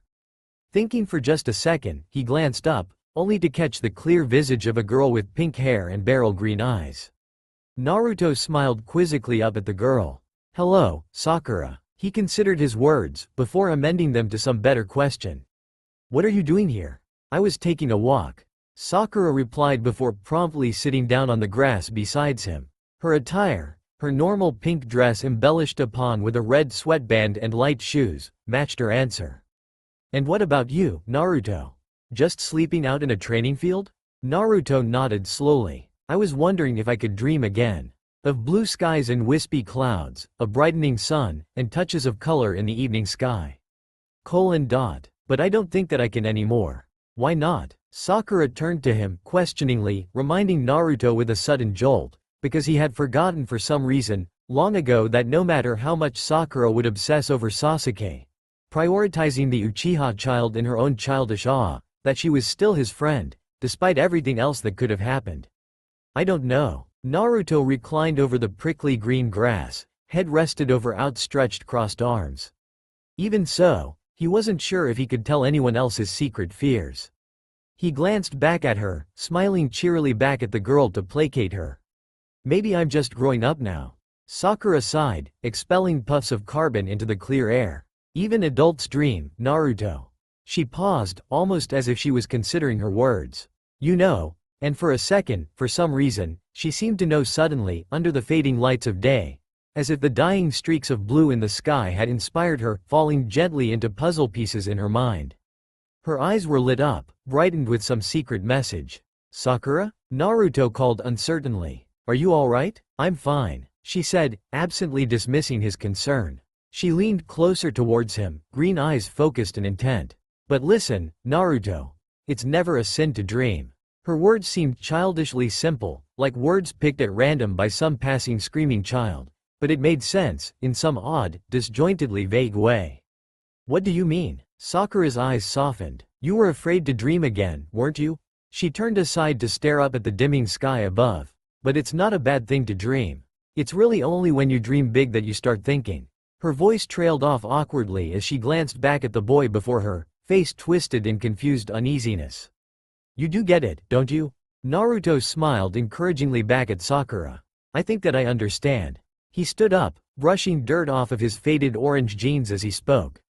"Thank you." "You're welcome." Sakura nodded pleasantly, suddenly kinder than she had been to him in all their previous exchanges. But maybe this was because Sasuke wasn't here right now and Naruto must have looked so lonely, lying in the grass by himself. Nonetheless, he was grateful, because no one else could have pointed out this blind logic so faultlessly and obviously. "I should be getting back now, too, I guess," she murmured, in a tone of amiable agreement. Of course, she'd never understand exactly what she had just done for him. But, even so, she smiled tentatively back at him as she stood up. But even that small smile of encouragement was enough to sustain his dreams for a lifetime. It was late in the morning, far later than he had suspected. The sky burned blue. Clouds, painted a fading white, drifted below the sun, quietly acting as supports for the burning hot weather. "Who are you?" The words were mockingly threatening, a parody of horror, with an immature child's vocals playing the part of narrator, and yet, it was equally frightening for that matter. Cerulean eyes blazed with wrathful anger. "What do you think that you're doing?" The figure before him, dressed entirely in black clothing and violet paint, turned towards him slowly. He held up a smaller child by the outlandish scarf around his neck. Because, to be realistic, who wore scarves in the middle of summer? Even as he faced the other shinobi swiftly. "The kid bumped into me. That doesn't give you the right to assault the Hokage's grandson." Naruto retorted sharply, words bitter in the humidity of the day. His eyes narrowed. "And the consequences for breaking that policy should be doubled for foreign nin." The other shinobi's eyes narrowed, probing, as if sensing the quiet challenge through superficial nerves. "Who are you?" He was rewarded with a small, tight-lipped smile for his inquiry. "I'm just like you, of course. Even though we're as different as fire and water, you and I, in how we choose to live and die. I'm a shinobi." Naruto could almost feel the man's mind whirling, intelligence clicking into place like magnetic puzzle pieces falling, one by one, into their proper order, as black eyes flickered up to the gleaming metal of Naruto's headband. Silence, terse and tense, Nothing like how peaceful and tranquil it should be, permeated the air. Let it go, Kankuro. Another voice, though distinctively feminine, cut across, sharp and resounding. A new shinobi. A figure with sepia hair and bright teal eyes, wearing lighter clothing but just as irritated as her companion, emerged, cutting through the silence with a voice of crystal iciness. It's not worth it. Kankuro hesitated, deliberating between, apparently, either suffering his accomplice's wrath and saving himself the humiliation or letting go of the child. Showing a sign of clear mercy, a principle that he had been taught to avoid at all costs. Deliberation slowed his movements, his mind working feverishly to save himself face, but he never had to choose, really, because in the next second or so. Kankuro. A new voice, quiet and menacing, cut across their impromptu argument. Naruto would almost have had initiated an attack at the blank presence of a shadow somewhere, dark and brooding and altogether lethal, if not for the shinobi's, Kankuro's, sudden unease. Quit acting like a disgrace to our village. Let the child go. The man complied immediately, dropping Konohamaru in an instant, before choking out words of his own, suddenly stilted and beautifully nervous, in comparison to the new intruders. I wasn't expecting you, Gaara. That doesn't matter. The figure stepped out from the shadows, revealing himself to be a child, with pale alabaster skin and bright, blood-red, hair. You should control yourself better. Deceptively calm green eyes stared dispassionately back at Naruto, attention snapping to turn to the Konoha nin before him. I'm sorry for the trouble. The words came out in a monotone, and the unflinching expression didn't match the apology, which was more likely a political call, but Naruto, still, smiled in return. We're leaving. The flat statement broke across the fearful concentration of the two shinobi besides him. The child stepped back, looking ancient and decrepit, despite being clearly around Naruto's own age, before turning towards Naruto for a second, thinking, "What is your name?" But what a shame, that he had already decided. Naruto offered Gaara a warm, if not uncertain, smile, but he never gave any inclination to answering the other shinobi's questions, merely grinning mutely back at the shinobi, even when the three had already descended to the other side of the curving street. Where is he? A seething whisper broke out amidst utter silence. He's 4 hours late. Of course he is, Naruto replied placidly. Did you really expect anything less? Sasuke murmured, the sound low and grating in the humid summer heat, in muted agreement. Yo! A cheerful, crisp voice broke out amidst the sound of murmuring water below the brightly painted bridge before them. You're late, Sakura fumed, turning on her heel to face the Junin. About that, I actually got lost on the road of life. Beryl eyes narrowed in accusation. Would it really just kill you to be on time just once, sensei? Don't get upset. Kakashi cautioned, voice solemn now, even as he procured 3 white papers from his weapons pouch. I actually have a decent excuse this time. I've nominated all 3 of you for the Chunin exams. The Chunin exams? Naruto repeated slowly. That's being held in Konoha this year, isn't it? It is. Kakashi confirmed. It's an entirely voluntary choice. One person, or all 3, of a team can be qualified. The tests are all graded individually, anyways. When is it, sensei? Sakura inquired, even as she tentatively took her slip of paper. Soon, Kakashi replied vaguely. It'll be held on the 3rd floor of the academy. Naruto's brow contorted in confusion. But how will we know when it'll start, if you won't tell us? It's on the 5th of the month. The man hesitated, turning a rolling obsidian eye towards the 3. There won't be any team meetings until then. I'll only be able to meet you up there. His forefinger reached across the palm of his other hand in a deformed symbol, a quick and cheery, bye. Before he vanished in a stifling cloud of smoke and charred leaves. Complete and utter silence ensued. Naruto glanced around swiftly because something was undeniably wrong with Kakashi's logic somewhere, like a cracking end of a new kunai. It rang of perfection, and yet, some small discrepancy burned through his mind like fire. Sasuke seemed undeniably nervous. Or was it really that he was excited? His hands trembled, and his eyes were brighter than Naruto had ever seen them before. Obsidian eyes slid quickly back to the other 2 before he slipped his paper into his pouch. Are you going, Sasuke-kun? Sakura asked timidly, even as her fingers pressed down on her own form, leaving dark smudges on the fresh ink. Sasuke glanced back towards her, on the verge of murmuring a contemptuous retort, lips parted to utter a disdainful, "Shut up. Of course I'm going." And yet, that sense of distant crying and a breath whispering his name soundlessly against his ear, how could he spite her for her concern? "I am." His words were surprisingly delicate, and carefully chosen in contrast to what he had initially intended. "I want to see both of you there, too. It wouldn't be the same if the team wasn't present." The words grated against his tongue, like sandpaper, for whoever heard of a sentimental Uchiha? But looking up, he could see that he had done the right thing. Sakura smiled up at him, wan face determined, and green eyes glittering like emerald jewels, insecurity lost for the winds. "Of course, Sasuke." Naruto replied easily, "Fellow brother, not in blood but in history. Which would matter more when time finally ran out? What do you take me for? HN." It was a single note of sound, dull and almost offensively drab, but by now, they had learned to interpret his speech, even if only in the vaguest sense. A smile broke out over Naruto's face, light swathing his features as his eyes lit up like a lantern of blue fires, and Sakura blushed, cheeks stained crimson, at his mutual agreement. It was really only for a moment, an awkward, uncertain, and wholly inappropriate moment, in which all of them stood together, grinning and smiling and blushing for some reason, but he felt like he was home. Almost uncomfortable warmth rested contently in his uneasy stomach, even as he spoke. His eyes sparkled, his mouth moved to form pleasantries and awkward conversation, but he was happy. And it was almost enough to make him forget what family, with its red stains and triangular crimson eyes, meant to him. He thinks of saffron, he thinks of cream and spice and the sharp tang of pepper. Dreamily, he imagines distant brick houses with chimneys hard at work and puffing out black smoke. No one ever suspects him of dreaming on the job, of not giving it any less than his very best. But these sets of could be and never will be chunin causes him to snort in disgust and turn away, and he'd certainly get a notice, at least a warning, for that. So he dreams as they write. And with his peripheral vision, he catches the stupid cheaters and the obvious shuffles of paper with hardly a blink in their direction. This isn't work, he thinks. For him, Ibiki, this is child's play, and yet the Hokage asked him. He smiles at their mute horror when he lays down the rules for them to be chunin.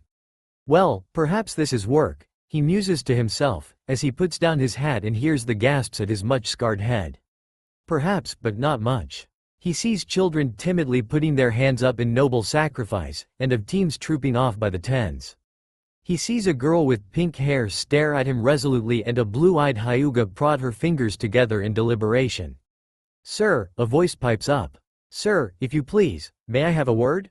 Ibiki starts at the noise, and focuses on a blonde kid who sits propped up by his chair, cerulean eyes intent upon Ibiki's and, by all means, friendly as he offered the man a quick smile.